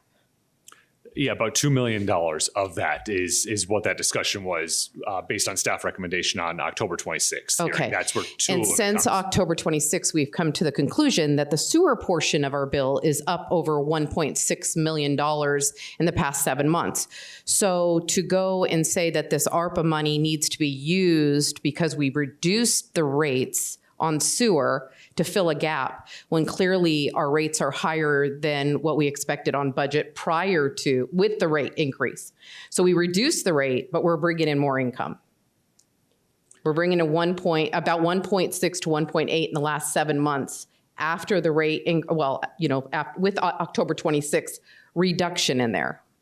We went back, we retroed, we made all that. So bottom line is the city is not losing any more money at all. They actually are making more money than they predicted they were going to get with the sewer rate increase, even though we decreased it. Am I making any logical sense here? A little bit, but I want to really caution that we're here to have a conversation about ARPA, and Yes. the water and wastewater fees is going to be a separate discussion that the will of this council was we'd have that in the fall. So this excuse me, Mayor, but you have it on the number one as being the highest amount of the ARPA fund going into. Correct. That's why it's really important. Yeah, to based on but it's not the water and wastewater fees. So we are still in a period right now. The water rates and wastewater rates went into effect on after the October 26th hearing. And so we still are collecting based on, so we can have the seasonality built into whatever that system of collections is. Right. And have a full picture in front of us before we have that.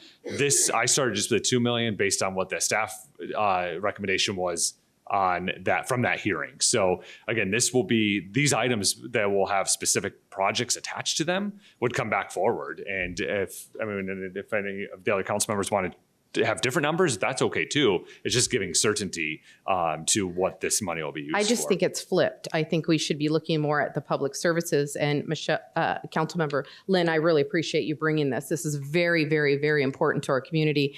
And I'm looking forward to hearing what everybody has to talk about, the ones that actually saw the crisis of the COVID.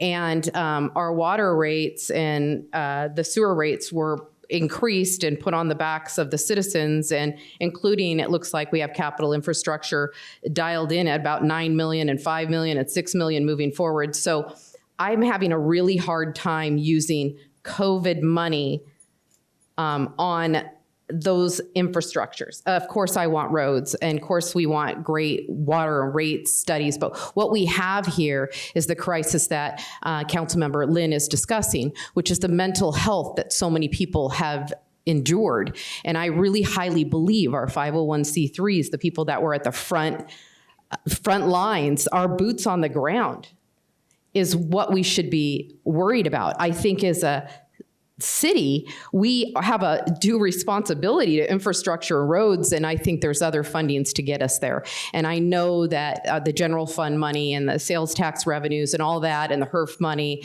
and everything that we have set aside to make sure that the top two on your list are taken care of, are continuing year after year after year. Those are not one-time issues. But what is a one-time issue is the housing insecurity crisis Lake Havasu City has to look at.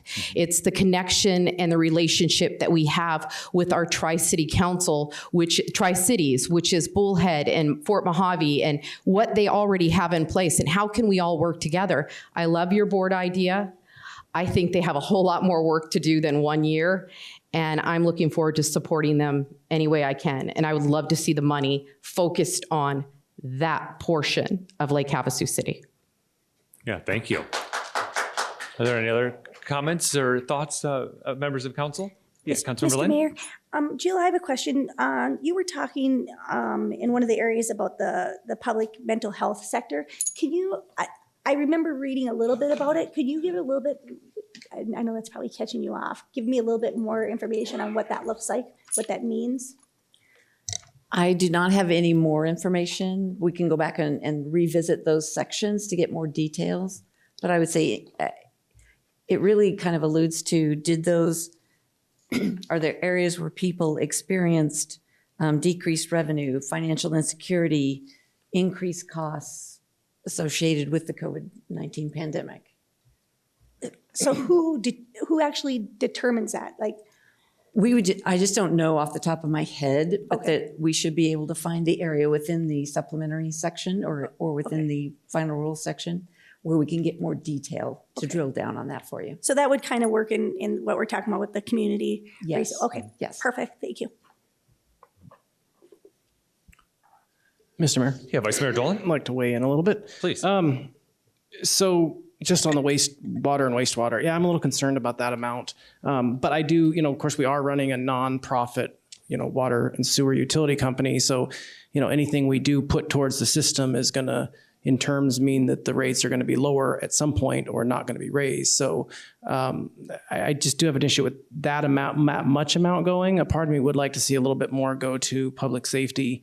And maybe even because this is a 2-year, spread out over 2 years, maybe to even see doing public community resource coalition 500 for each year, do it a 2-year project. And then we have 2 years to see how it worked. And if it's something we would then continue after that point. But like I said, yeah, the water and wastewater, a little concerned about that one's as high as it is. I do like the pavement preservation. Parks and Rec, I'm just curious because I'd like to see how that would be broken down. But I definitely think, pavement and Community Resource Alliance and public safety are definitely needs. So I'd like to put a little effort into those, maybe a little bit more, but just my thoughts. Yeah, thank you. I also, Mayor, would look forward to seeing what the Parks and Rec have to offer, because if we're planning on taking $1.5 million to build the downtown park on McCulloch, I don't really consider that a viable use of our funds to make that grander. I really believe the services need to go back to the people. of this community. And I believe in the 501c3s and our board to decipher that. And but unless Parks and Rec can come to the table with something amazing, maybe it's after school programs or something of that sort, I'm definitely interested to hear that. But I don't want to be building another park off of this money.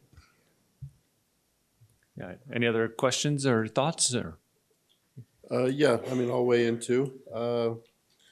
As far as water and wastewater goes, and I know we already kind of, committed to giving some of that money to offset what we thought may or may not be shortfalls from our water rate adjustment. I would kind of like to wait and see how that actually pans out at the end of the year, if it did collect too much, more than we needed or not, before we finally commit the full, whatever we decide that number needs to be on water and wastewater. So I'd like to see where we're at first and where we end with our, our next water rate structure and all that stuff. So I like the idea of pavement preservation. I'd like us to see us continue going that way. I think investing in infrastructure is never a bad idea. Parks and Rec, I share a lot of the same concerns. I don't necessarily see this being used for a park. I would like to see this expansion of after school or more things like teen break, just to allow those working parents to just a little bit more flexibility. And then as far as the Community Resource Coalition, I love the idea. I'd like to see them really address some housing things. I agree. We could maybe commit the $500,000 as starter, and then if it's wildly successful, we recommit. Like Jim alluded to, maybe a second year or something like that. But I think I'd like to see it proven first that it's that we're going to do the good work that needs to be done, and then continue forward. And public safety, I'd just like to see what we're going to pin that to, but I could be agreeable to the $500,000 for public safety as well. Great. Yeah, thank you for your feedback.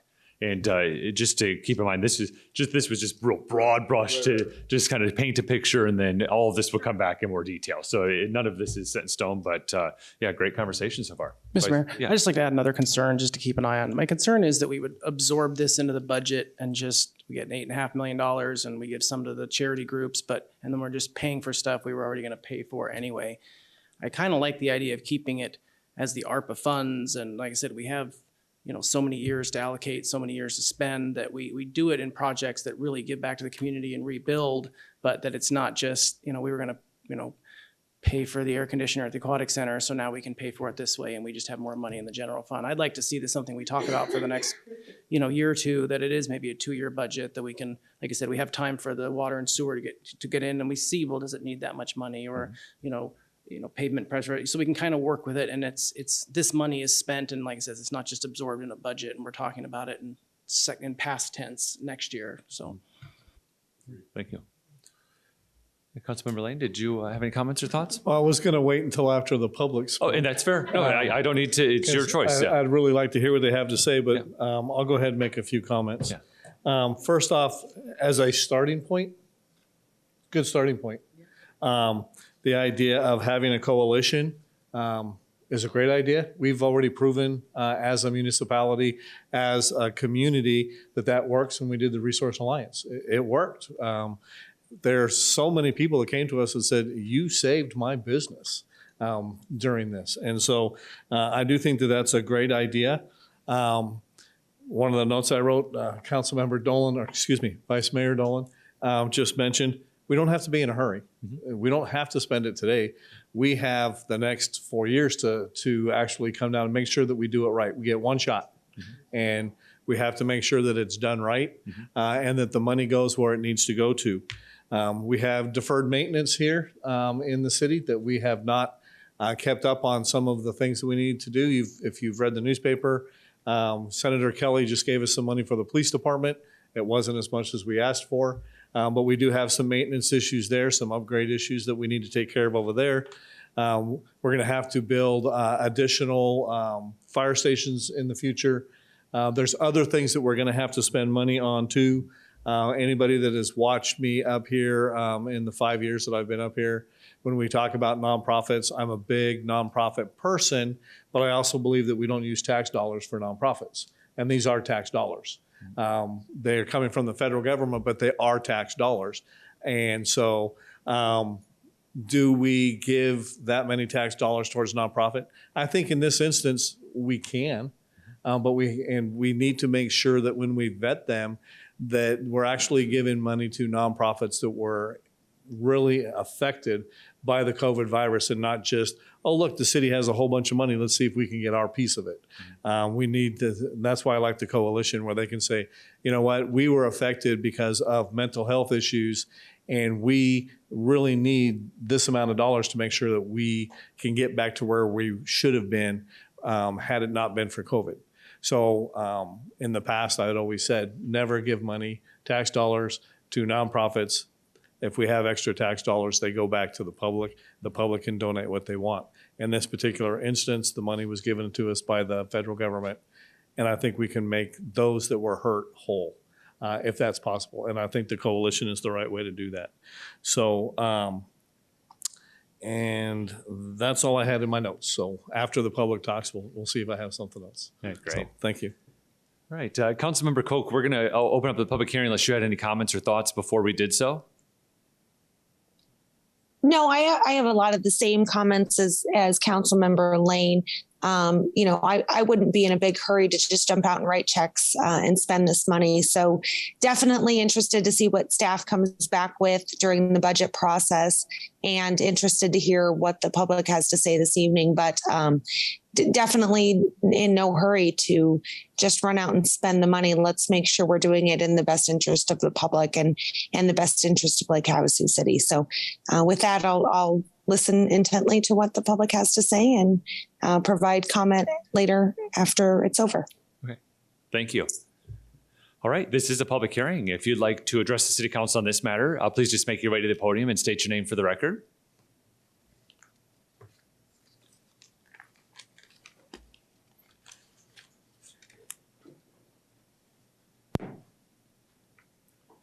My name is Morgan Braden. Sorry for being a little slow to get up here. I got out of the hospital last week. My concerns is, to me, this is a windfall for the city. I don't think it had anything to do with our normal budget process. It should go to the people that this pandemic hurt the most. That's like Councilwoman Lynn, Councilwoman Campbell. I agree with them 100%. We need to prioritize this to, number one, help the people that was hurt the most in this pandemic. And I do believe personally, as being an ex-retired paramedic and firefighter, you need to put a much higher dollar figure on the police and fire.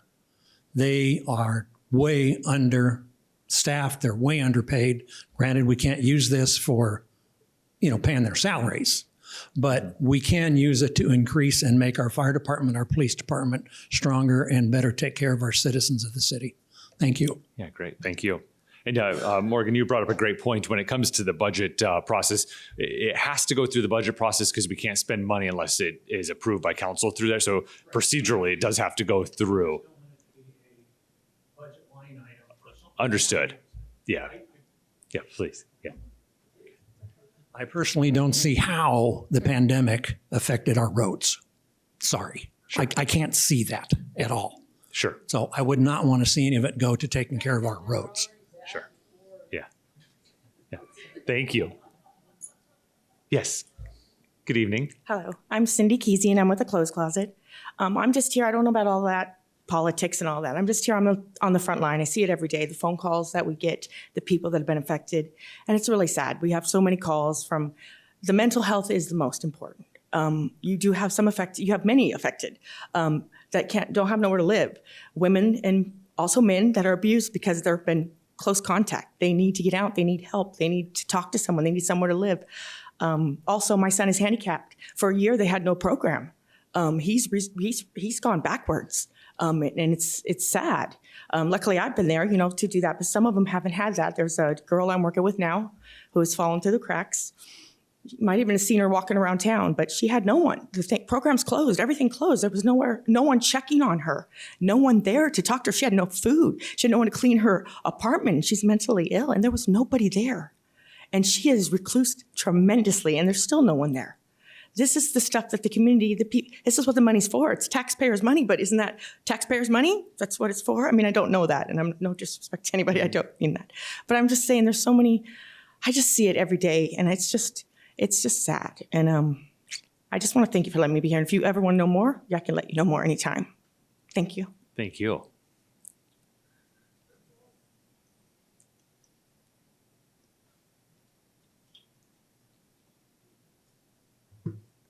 Hi, Mr. Mayor, City Council. Thank you for having us for this discussion. I'm the founder of the Clothes Closet. I've been here since 2010, did a nonprofit in 2014, and we've helped hundreds of people through the years, hundreds. And we just don't give clothes away. We help people all over. And the lady that she's talking about, I could just cry. She fell through the cracks, and we right now have taken her to go get her food stamps, and we've helped her hooked up with the food bank. Cindy is very familiar with that area because her son has Down syndrome, so she is going over there twice a week right now and teaching her how to clean her house and teaching her how to do things and trying to get her hooked up with services so they can come back in again, because she fell through the crack because there was no money in the system, and people she just fell, and it was really sad. In January alone, we've helped over 59 individuals through the Clothes Closet, whether they had they needed clothes, they needed other services. So we tried to direct them to different services. We had one gentleman that lost everything because he got cancer in last August, and his rent people wouldn't work with him, and he lost his home. He's got 2 children, and they were homeless, living in their van.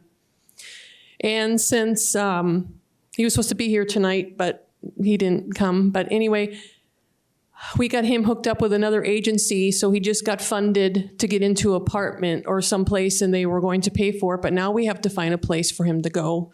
Hopefully we can find something here in Havasu. His wife works. He just got a job, being healed from cancer. Over the years, like I said, we've helped hundreds of people. Right now, we need social workers, we need advocates, we need counselors, we need financial services, we need educators, we need more trained people in this industry. We have people, we had a couple come to us in a motorhome that lost everything, and now they are living in a place going to be with their children. And all they needed was some help. They needed the guidance on how to keep a checkbook, how to do their finances.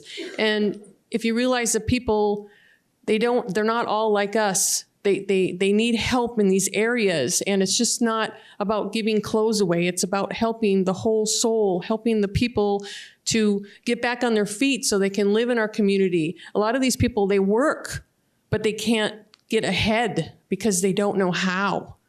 And so we need more trained people in this area. And the Clothes Closet was gifted a building March 17th of last year, and we're still under remodel. We've had several contractors jump up to the plate and help us get going, but we're still under remodel. We're trying to open this center up for a total resource center for other resources to help go through here and work and bring us all together. Not just the Clothes Closet, but bring all our services together, so when someone comes in, like the gentleman that got cancer, Cooking with Cancer, every year they give $2,500 to someone that's got cancer to help pay their bills. This guy didn't know that. And if we had a resource center that was open and everybody directs to one location, we could have helped him save his place. And now, instead of living homeless with his kids. And there's just so much out there, and there's so many resources out there, but nobody knows about them all. Because a lot of them, they're all little nonprofits, and we need these funds to get these nonprofits back up on their feet, and we need this total resource center so we can get going. So the ARPA funds could really help on all this to bring this together. So anyway, thank you. Thank you. Yeah.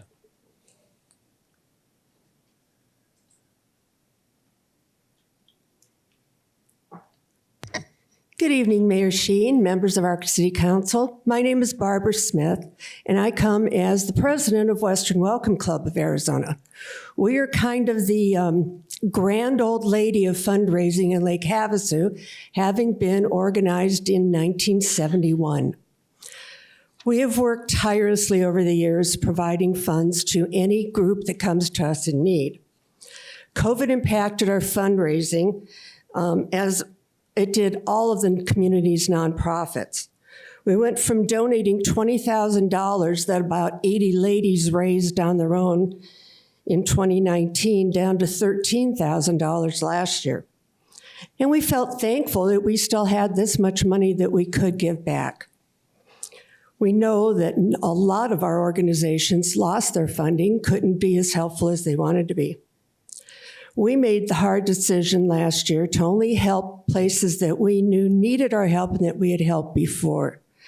These include Parks and Rec, after-school programs, Senior Centers Meals on Wheels, Mojave County Search and Rescue, Haven Food for Kids, St. Vincent de Paul food boxes, New Horizons Day activities, Faith and Grace, the Clothes Closet, the Cancer Society for low-cost mammograms, and we continue to receive requests for help.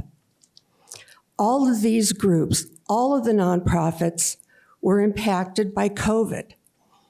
Now the city has the opportunity to help all its citizens by using the ARPA funds to support the nonprofits in our city. We need to work together. We need a one-stop resource center, and we need these funds used directly to help the less fortunate of our residents. The Community Resource Coalition that was founded a couple of years ago, I attended the last meeting and have already made plans to attend the next. It's a great idea, but it doesn't meet the needs of the people at the bottom of the pile. The Resource Coalition's members, for the most part, are fully funded. They're not Faith and Grace. They're not Senior Center. You know, those are the groups that need the money, and these ARPA funds are the perfect funds to give to these kinds of groups. So I am asking you to please consider a whole lot more than $500,000 for our nonprofits. I could do a heck of a lot with $1 million. Thank you.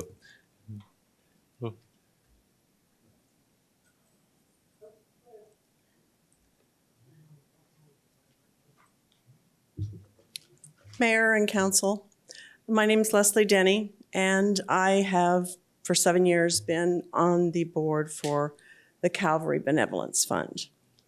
I can't tell you how many people we have helped throughout the years. We have such gracious donors at our church and throughout the community as well.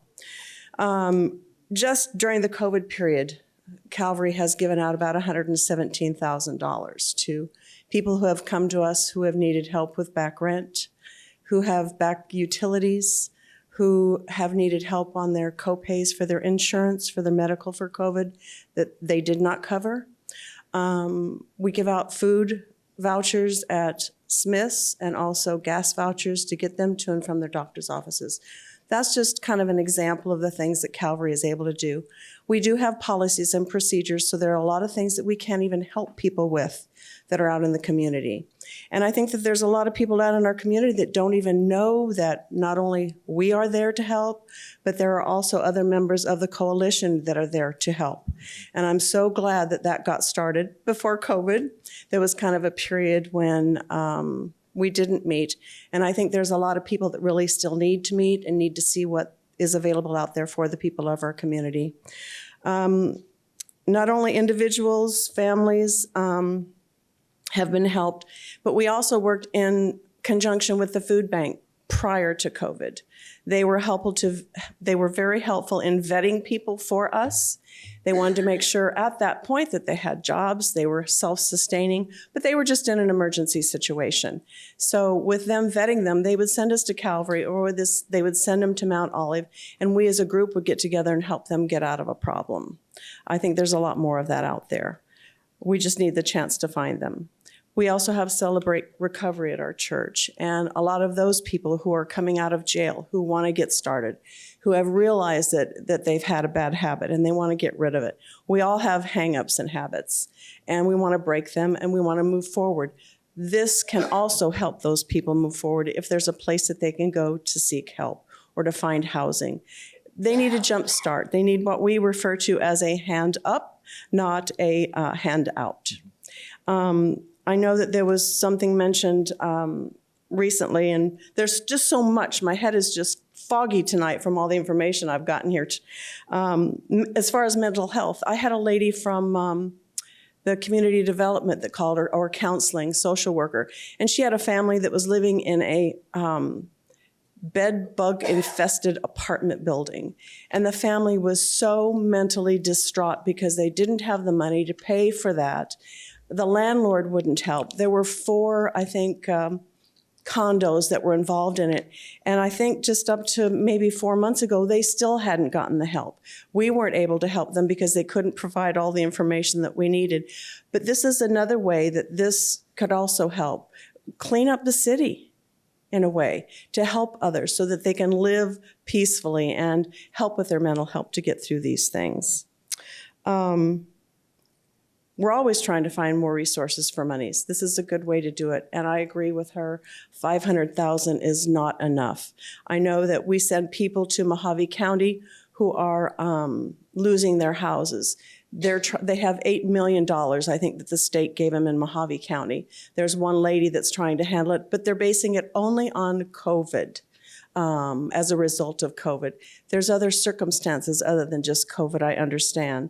But we need to step across that line, and we really need to make those adjustments for those people. I just don't know how to find enough resources for this for the people, and I don't know how to get them to find us. And that's the big deal. I don't know how you advertise it, but if you have this money, how do you get to the public to let them know? To our homeless people, it's a heart-wrenching situation when you have to meet with them and you have to listen to their stories. So if the city could step up and help a little more, it would really be great. Thank you. Thank you.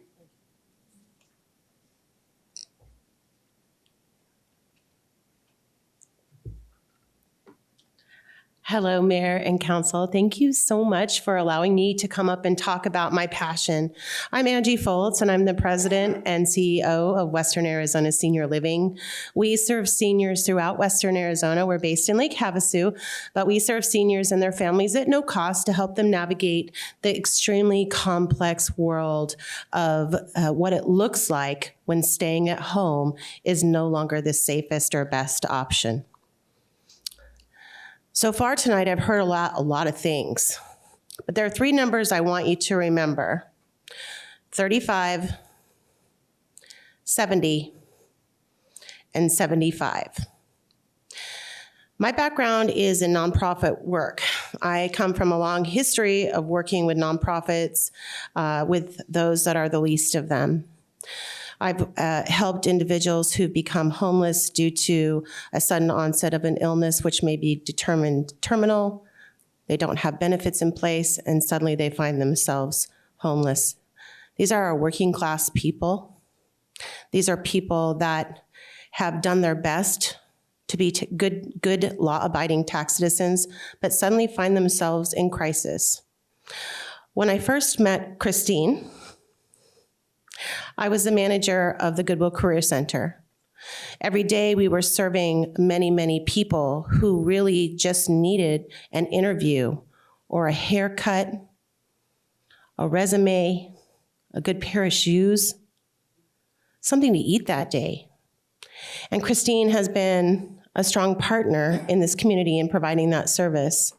I do believe strongly in looking at a holistic resource center where our 400 nonprofits can direct people to. ASU identified 400 nonprofits in this community, but most of us are living in silos. Our seniors, the 35% of our residents are 65 plus years old. We have found ourselves in a position throughout COVID that we have to be a voice for them. We see exploitation, we see extreme depression, we see people living in horrendous conditions where we are mandatory reporters to call in to get them some assistance.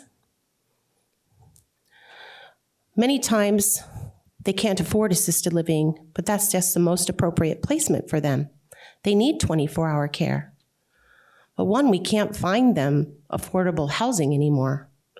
What used to be an independent, affordable senior housing, a 1-year waiting list, since COVID started, is a 3-year waiting list. That's tragic.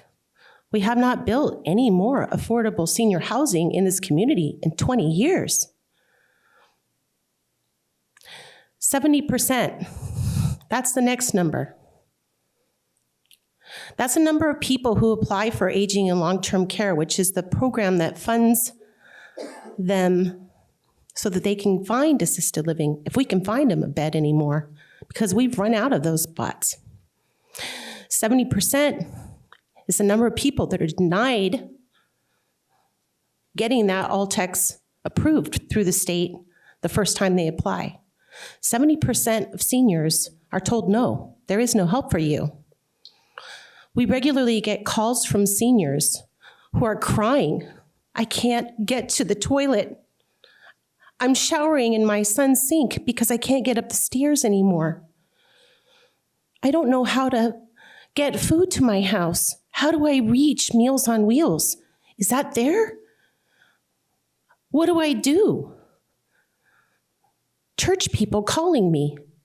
We've lost one of our seniors. She was living in an apartment. She's gone missing. We don't know how to find her. And I'm out there racing in 120-degree heat to locate a senior whose landlord had thrown her off on the street because she had dementia and didn't remember that she hadn't paid rent in 2 months. He didn't go through a legal process. He threw her out on the street and stuffed her stuff in her car and put what couldn't go in her car on the curb. These are things that we see. Now, I'm happy for all the life change that we can bring to people who can afford assisted living, and we do it well every single day. We help people navigate the really complex challenges of suddenly finding themselves in a place where they need someone to hold their hand. So I understand my time is up, but I want you to know this number, the last number, 75. 75 is the percent of calls to the fire department for lift assist off the floor. 75% of the calls to the fire department are for people to get off the floor and they can't get back up. That's a huge number to me.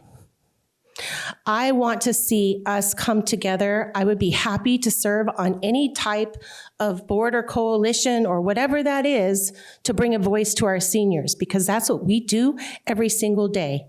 4,000 is our last number in what we donated, my company, to helping people navigate that we will never get any compensation for, that we will never get paid for.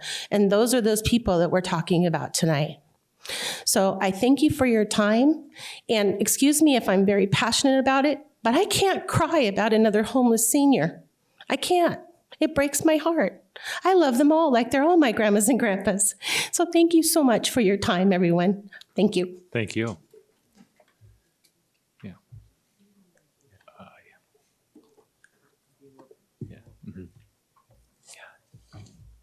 Hi, Council, Mayor. Well, that's going to be hard to beat. I want you to think about that 70%. You get 10 people up here.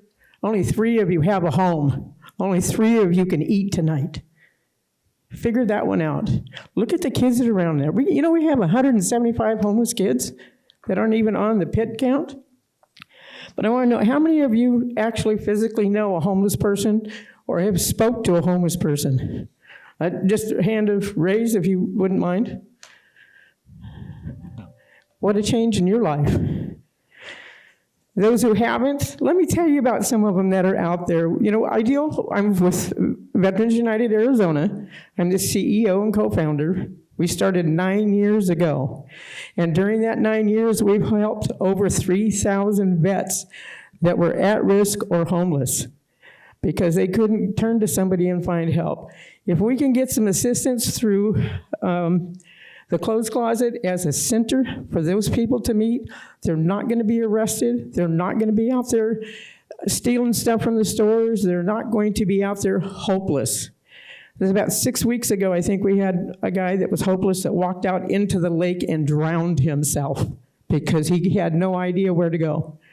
With a center like that and the people, if you get the key people who have boots on the ground that actually talk to these people, who actually eat with them and cry with them, you will have a coalition of people who actually give a damn in this city. And it's up to you guys to help make that happen. Every day I see parents who are lost. They have no idea what to do. And Craigie Wash is full of people right now with families, kids. They could be any one of you with your kids or grandkids that are not going to have a meal tonight. At least with what we do and what they do, and there's probably 3 or 4 others that are actually boots on the ground who get it. They go home at night and they're thankful. They got kids that have a roof over their head. And a lot of people just don't think about that. They go, oh, the homeless, they're druggies, they're alcoholics. Why are they there? Why are they turned to alcohol and drugs for an escape? Because they couldn't find anybody who actually cared enough about them to give them hope. Not a handout, like she said. It's an opportunity to give them a chance to become real people again because they're lost. You guys have their future and the future of this city in your vote on how you distribute money to these families. Like they said, $500,000 is not going to, it's a Band-Aid. We need more than Band-Aids. We need everybody to step up. With all the nonprofits out there, if they actually came together as a group of people helping, we would have it whipped. But everybody, there's so many nonprofits out there, they're on payroll. I've worked since 2014 for the nonprofit, no payroll whatsoever. Nobody in our organization gets paid. They dedicate their time and their money to make sure that other people have a meal. And I know some of you know me, and it's real out there. If you see a homeless person, don't put them down. Maybe sometime you can stop me. Why are you homeless? So if you guys can consider making this happen for this community, like I said, it's going to be so much better. Thank you for your time. Thank you.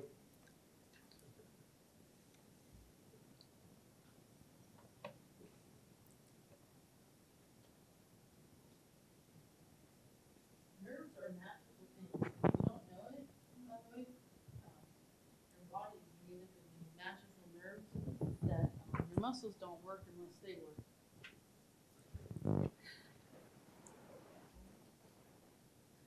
Hello, I'm Bonnie Toy again. Not again, I'm just Bonnie Toy. I just really want to stand in agreement with all these wonderful people who had the courage to come up and speak, and I really appreciate that they helped to represent 54,000 people who may be too scared to come up and speak to you. Also, I'm really sorry, but I got stuck on the whole aquatic center, or not aquatic center thing, but the Parks and Rec thing. And when you mentioned the whole, that some of the money could go to the aquatic center, well, you didn't say aquatic center, you said Parks and Rec. I kind of had started brainstorming my thought of, having dollar days during summer vacation for people to go to the aquatic center. It's a really funny thing about Lake Havasu City. Again, when you hear people's complaints left and right, they complain, oh, there's nothing fun to do for the kids, and there's nothing fun to do on this day or that day. Well, you have an amazing aquatic center that people could actually go to, except if you have multiple children, it is out of your budget for your children to go there on a daily basis. It really is. And your children end up being the ones who lose out. Because I remember as a young person, okay, maybe a child, 12, 13 years old, I literally ran to the public pool every single day, every summer. It was 50 cents when I was a kid. I know $5 may not seem like much, but $5 is a lot when you have multiple kids, period. Then, as I was sitting there thinking about all this extra things that you can do, perhaps for this summer, have a beautiful dollar days, weekends or something, and a way to help some businesses in the city, this came through my brain, might encourage having various food trucks at the aquatic center when you have open swim days. So then maybe the food trucks could earn money from people who are at the aquatic center having fun with their family. Maybe they'd want some extra food. I don't know, it's just a thought. So then your one-time deal might be helping businesses in Havasu as well. Also, using city resources, the aquatic center is a city resource. So to encourage people to have fun in Lake Havasu. Kind of cool thing. Thanks. Thank you. Would anyone else like to address the city council on this matter? All right, seeing none, we'll go ahead and close the public hearing and bring it back to council for additional discussion. Mr. Mayor. Yeah, Vice Mayor Dolan. So I guess I'd like to see a plan. You know, there's definitely a lot of charities out there. I think we need to start getting them together, get the coalition kicked off. My question is, what do we need to do to start that? So then, you know, we can get them together, start getting some feedback. Like I said, I mean, we've kind of penciled in some numbers, but haven't decided on anything. But so what can we do to start that process? Yeah, so if it's the will of the council to go down this road and create a citizen board to move forward, we would give direction today to the city manager and city attorney to draw up that information. They'd bring it back to us for consideration at a future meeting. And at that point, we would have some sort of allocation for that board. And then the board would do the work and they would come back and make recommendations to the council. So we could start that by giving direction today. Everything that we have in here, you know, we only have half of the funds, and we're talking about all of the funds, and we don't have them all physically in our bank account, so we couldn't spend them now. But it's just to kind of paint that broad picture. You know, we might find that this is wildly successful and is something that we would want to do next year as well, or that $500,000 is not enough or is enough. We did something similar with the Alliance where we helped lots of businesses and nonprofits and individuals during the height of the pandemic. And the amount, I believe it was $250,000, and I believe we increased it just once, or was it just $250 to begin with?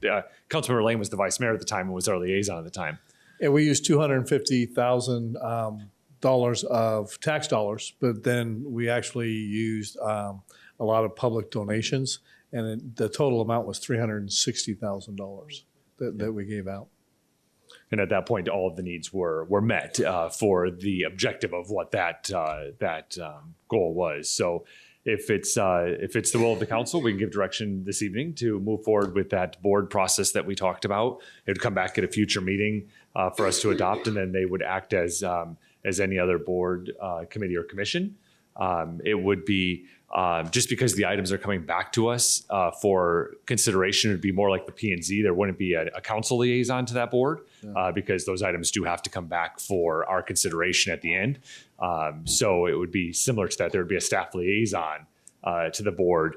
They would have the hearings and whatnot, and then bring back those recommendations to council. So if that's the will of the council and that's where we're at, we can start down that road. Councilmember Lane. Thank you, Mr. Mayor. This is kind of the reason I wanted to wait till after everybody else spoke, because what we heard is what we know about Lake Havasu City. There are so many organizations and so many people in this town that care so much about other people, and they want to give their time and they want to give their money. When it comes to our allocations, of course, we can't go off of emotion. because we're talking tax dollars. So we have to have a system in place to ensure that the dollars that we're giving to the different organizations are dollars that need to go to those organizations because those organizations were hurt by this pandemic. And so I truly believe that we should have this committee that you're speaking of, but I don't think we should tie a dollar amount to it as of yet. We have a couple years, so why don't we put the coalition together and start there? And then once we kind of get an idea of what it is that the needs actually are that we should be funding, then we'll know how many dollars we need to allocate there. And then that'll give the city staff an idea of how much money that they have to take care of the issues with the deferred maintenance and the different items and the infrastructure that actually need dollars assessed to them as well, and not be in a hurry to attach dollar amounts to anything at this particular point. Yeah, my thoughts. Thank you for that. And just a point of clarification, sometimes we're using the word that these are COVID dollars. These are stimulus dollars from the federal government that they're using the vehicle of COVID to distribute through these different mechanisms in which they can be. So there was a comment earlier about roads didn't have COVID. But that's a mechanism for the stimulus dollars for local municipalities, and different than the initial funding when they were doing the PPP loans and all of those types of things. This was direct funded to cities and towns across America for these purposes. And so just for clarification of what that whole picture looks like, it's not really COVID dollars, ARPA dollars, which is a stimulus because of the vehicle of COVID, I guess you could say. Councilwoman Campbell, do you have the comment? Councilmember Lane, I believe you guys already have a blueprint. It sounds like you have an idea. You already tested the waters on how it needs to be done. I'm assuming that that's going to be positive for the board moving forward. Mr. Mayor, if I may? Please. Yes. When we put together the Resource Alliance, we used the nonprofit organizations that already exist here in Lake Havasu. I just kind of chaired the board. Okay. But they did all the work. That's a great blueprint. And however we decide to move forward, I'd be happy to sit down with whatever people we put on there and say, this is what we did before. I'm not saying it's the way you need to do it, but this is what we did, and see if that helps you as you move forward so that you can bring back the information to us that we need to make our decisions. Another statement I'd like to make is one of the ladies out here mentioned, how do we get the word out that there's 400 different 501c3s out there? And I like to reference back to when the schools in Lake Havasu City decided to take music and arts out of the schools. I ran around to all of them going, do you guys understand what's going on here? This is a big, big deal. And one of the biggest things, there's no way $100,000 was going to save music and art programs in local schools, but what did save music and art programs in local schools was partnering with charitable 501c3s and moving for 5 years. It wasn't a moment in time that we weren't talking about music and arts in our local schools, and sponsors and songwriters and everybody getting out there. So how do we give them the tools to help them, again, like even with the Republican Party, we're talking about the Boots on the Ground Committee, marketing and advertising and getting the word out, because I do agree that we have one of the most charitable cities I have ever lived in my life. And I cannot believe the amount of support we got to save music and arts in our public schools, because literally they were cutting it out and saying it wasn't important. And I was not in any of the 501c3s to support that, but I just knew as a creative artist mentality that you cannot take these things out of schools. And I'm not trying to toot my own horn here, is what I'm saying is if we can get all 400 together and for the right cause, the boots on the ground, they're seeing those stories, and you say no, put your emotions in it, but you got to be emotionalist not to get emotional about this. So if that's even a word, I don't know. Anyhow, so what I would like to say is I like the idea. Let's hold back a little bit on how much we're going to give them. I think we need to give direction to get this board moving in the right direction. I think we all kind of feel very passionate about COVID and what it's done to families and all out there that we don't see on a regular basis. We've been fortunate every one of us that sit up here. So I thank every one of you guys that came up here and told that story and made me cry. I thank you for that. And it just makes us real, and that's what we are. And I do believe, like the veterans courts that we do, maybe we talk about that. Nowhere on this list is $1 million set aside to help Judge Kalali get started on his next portions, or all the stuff that we have, the successes that we've had in the veteran treatment courts, and he's discussed that as well. So again, I feel confident that I don't really feel comfortable with using the money for infrastructure and roadways. This is a very special need at a special time, and I don't think it's just a COVID issue. I think it's a society issue, and I don't think it's going away anytime soon, and I would love to be the head of it all and get the voice out there and market in a way that we recruit. And for all the nonprofits that can't get along, you need to learn to get along and unite, the bottom line. Yeah, thank you.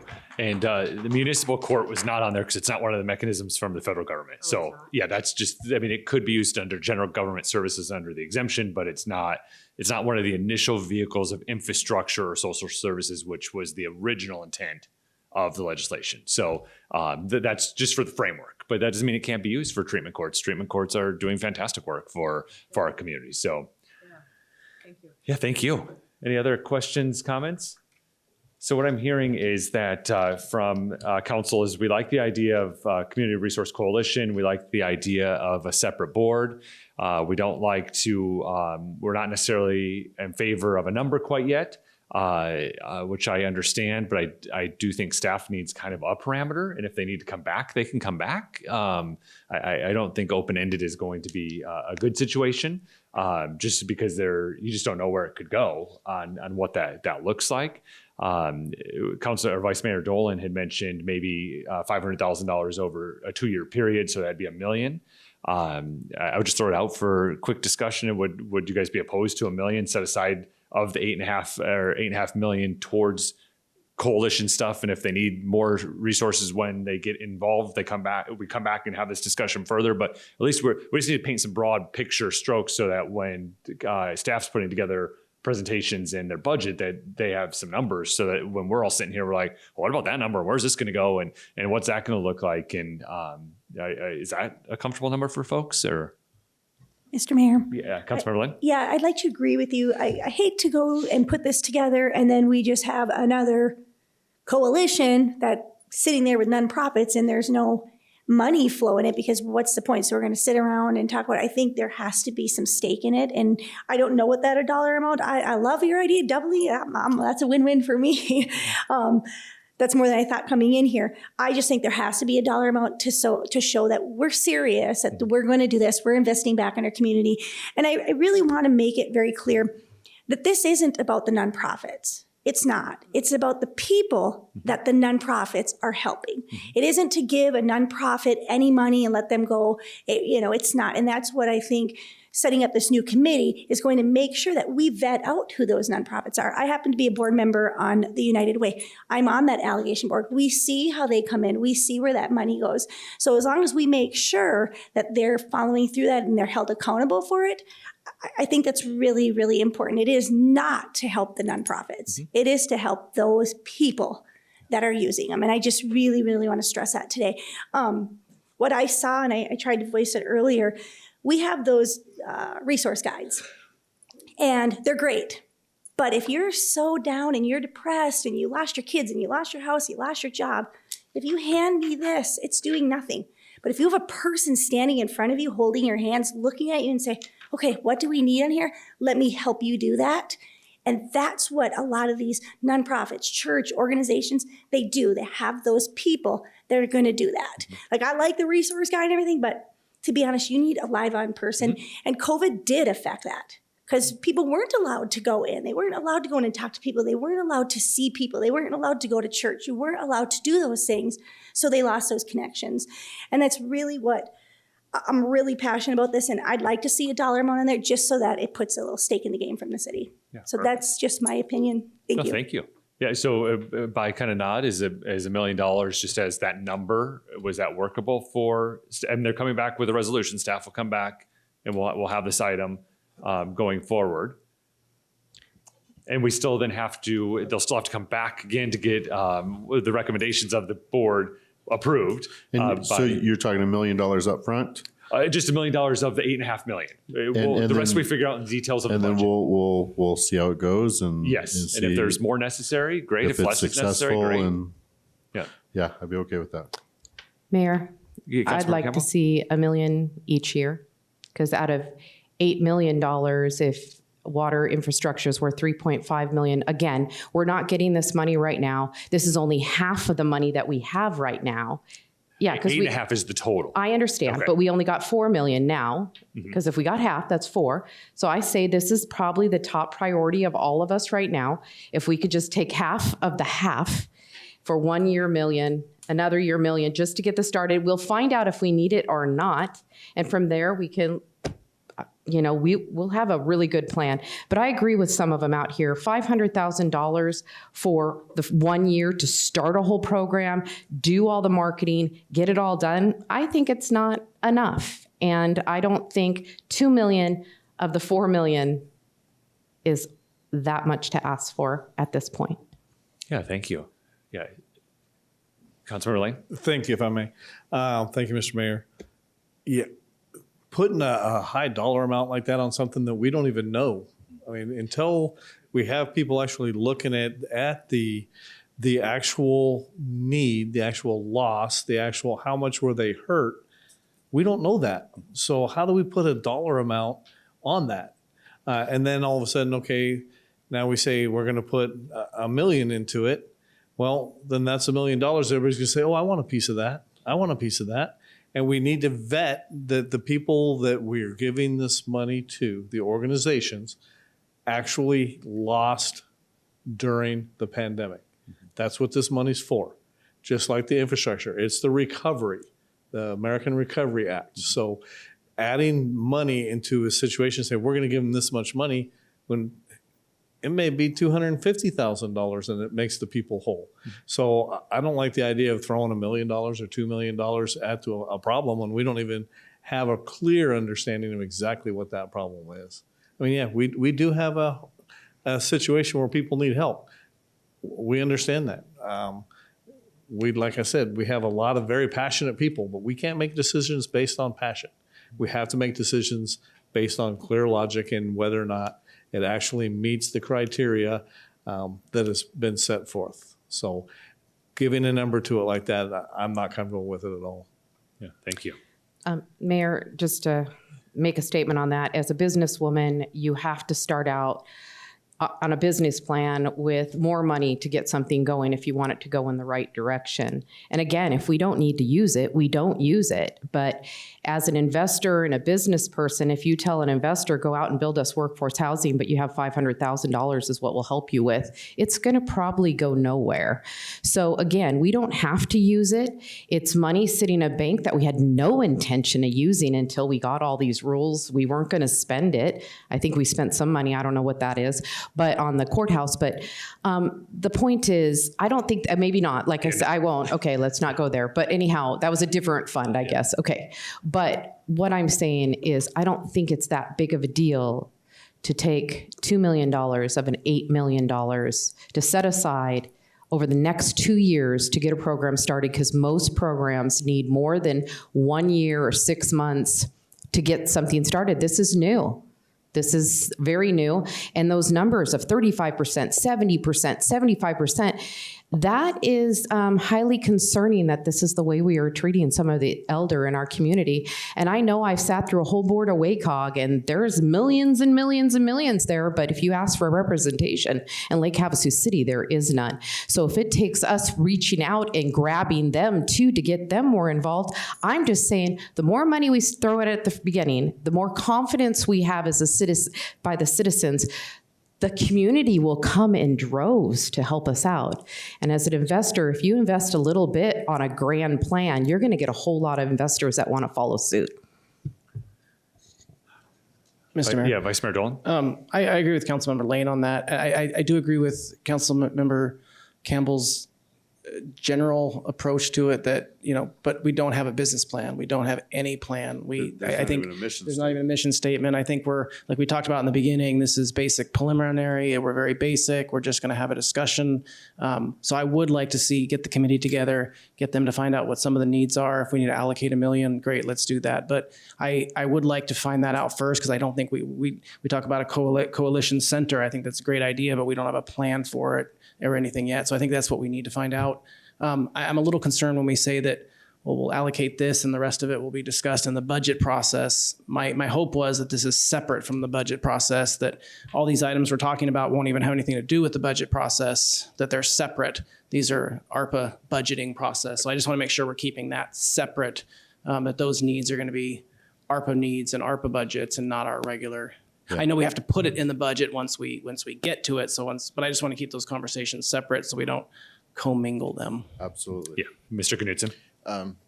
Vice Mayor Dolan, Mayor Sheehy, members of the council. Absolutely. So the intention here kind of with, and again, we're intently listening and trying to figure out the path forward and do the best we can. But the original intention, unless we get into the original intention that staff had as far as the plan moving forward, we have to go through a budget process because we have to show the money's in, money out.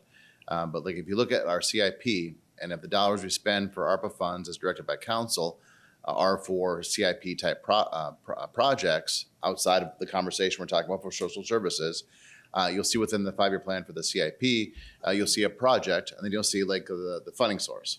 Funding source for a project might be the ABC dollars. The funding source might be the general fund, might be water and sewer rates or grant funds or whatever else.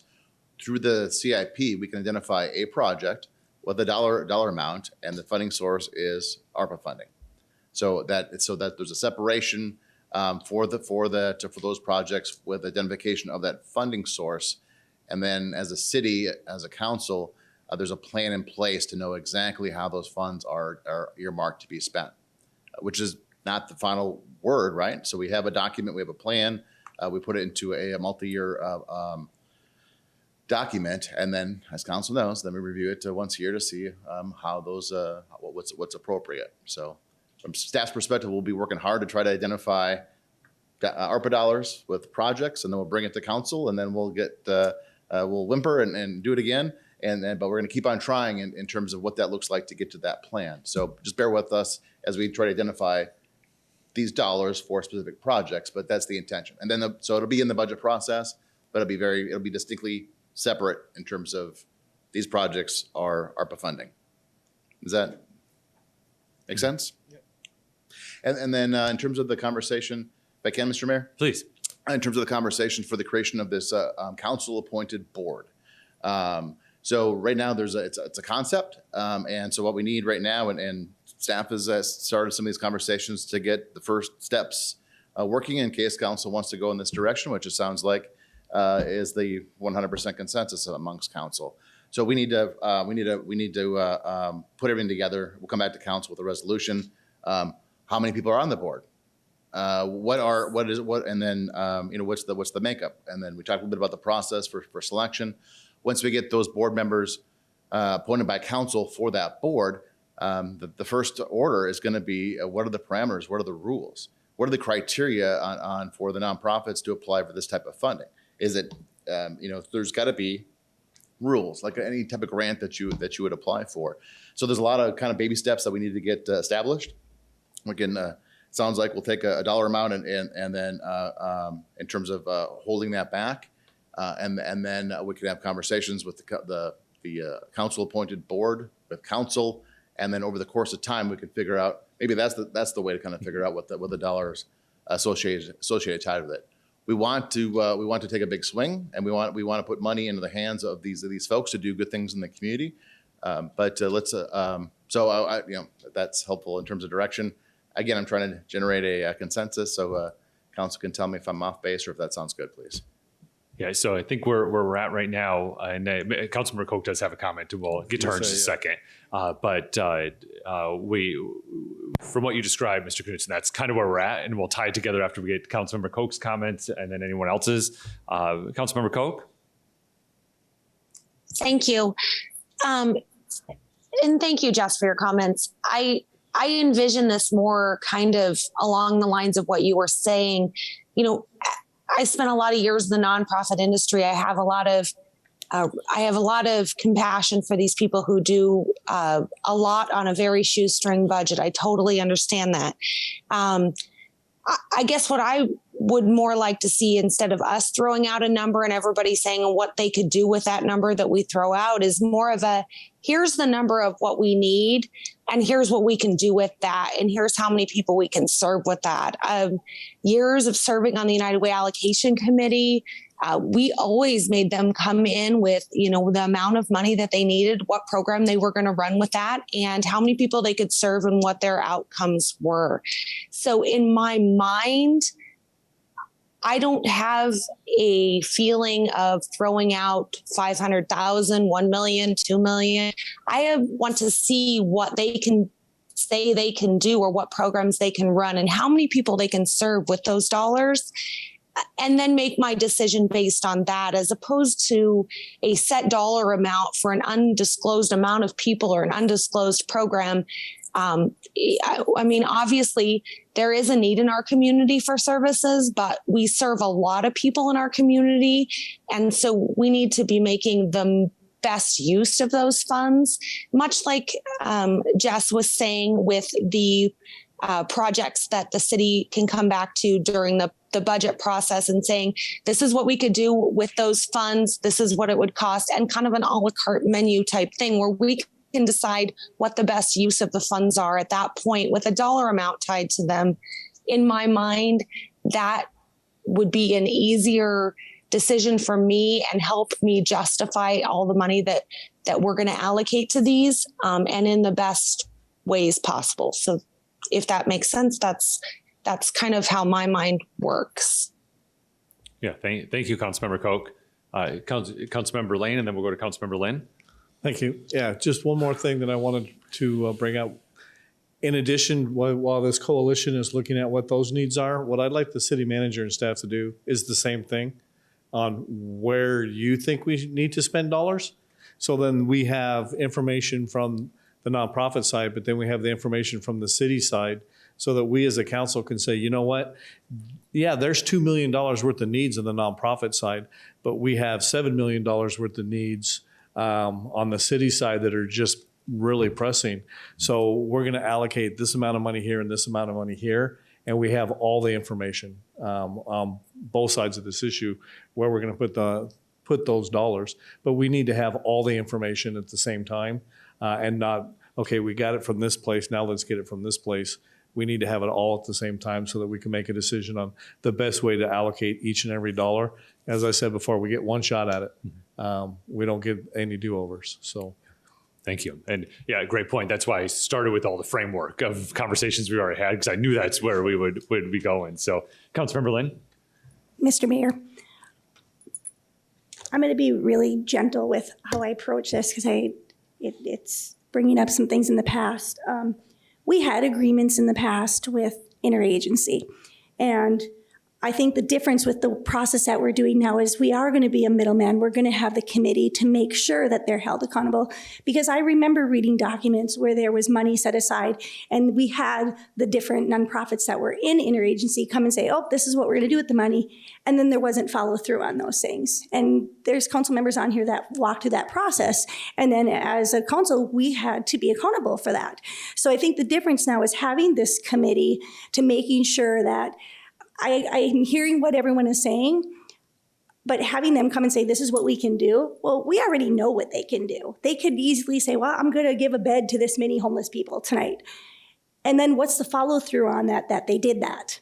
So I think that this is already having this committee put in place will be that buffer to do that. I honestly still would like to see some type of funding tonight determined, so it looks like we're have a stake in the game. So I'm going to be really adamant with that. Thank you. Yeah, perfect. Well, I'm going to try and bring us to consensus now. We've had a long discussion. I think it's been a fantastic discussion, but let's try to bring this to close so we can actually have some actionable items come back to council. So Councilmember Koch brings up a great point about having the folks that are providing these services come to us and say, hey, if we have X number of dollars, this is going to provide it. The only difference with these dollars is they're time sensitive. So there's different tranches of money based through the federal legislation, and they're time sensitive. We wouldn't be able to circle back to this conversation until next budget cycle, and to then use either these funds for those nonprofits, which they need immediate infusion, or for municipal purposes. Either way, so I do favor still a number. And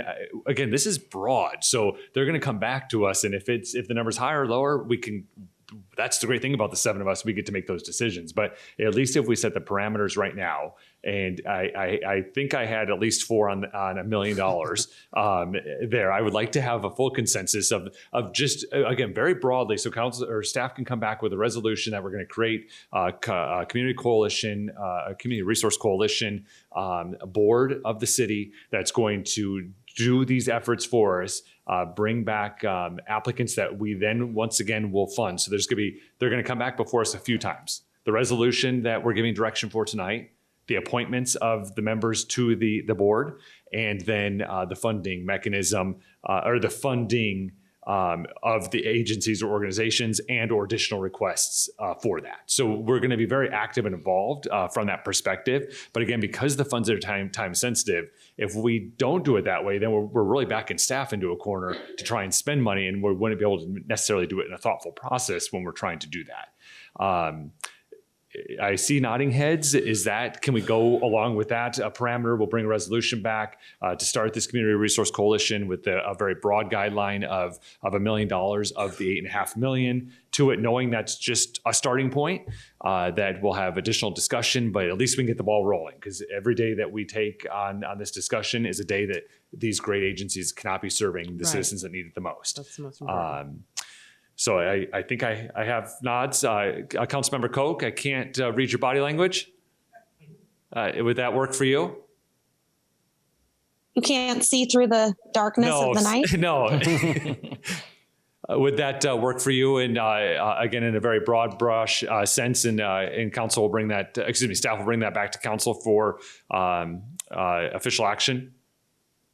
Yeah, I mean, we're not taking action tonight, so I'm fine. They can bring back and we can see. And okay, perfect. All right, so it looks like we have consensus. Mr. Knutson, Ms. Gary, you guys are comfortable. You know what we're doing.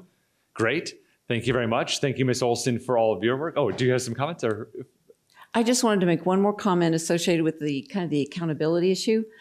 The city, we would distribute funds to a nonprofit. They would be considered a subrecipient. We're the recipient.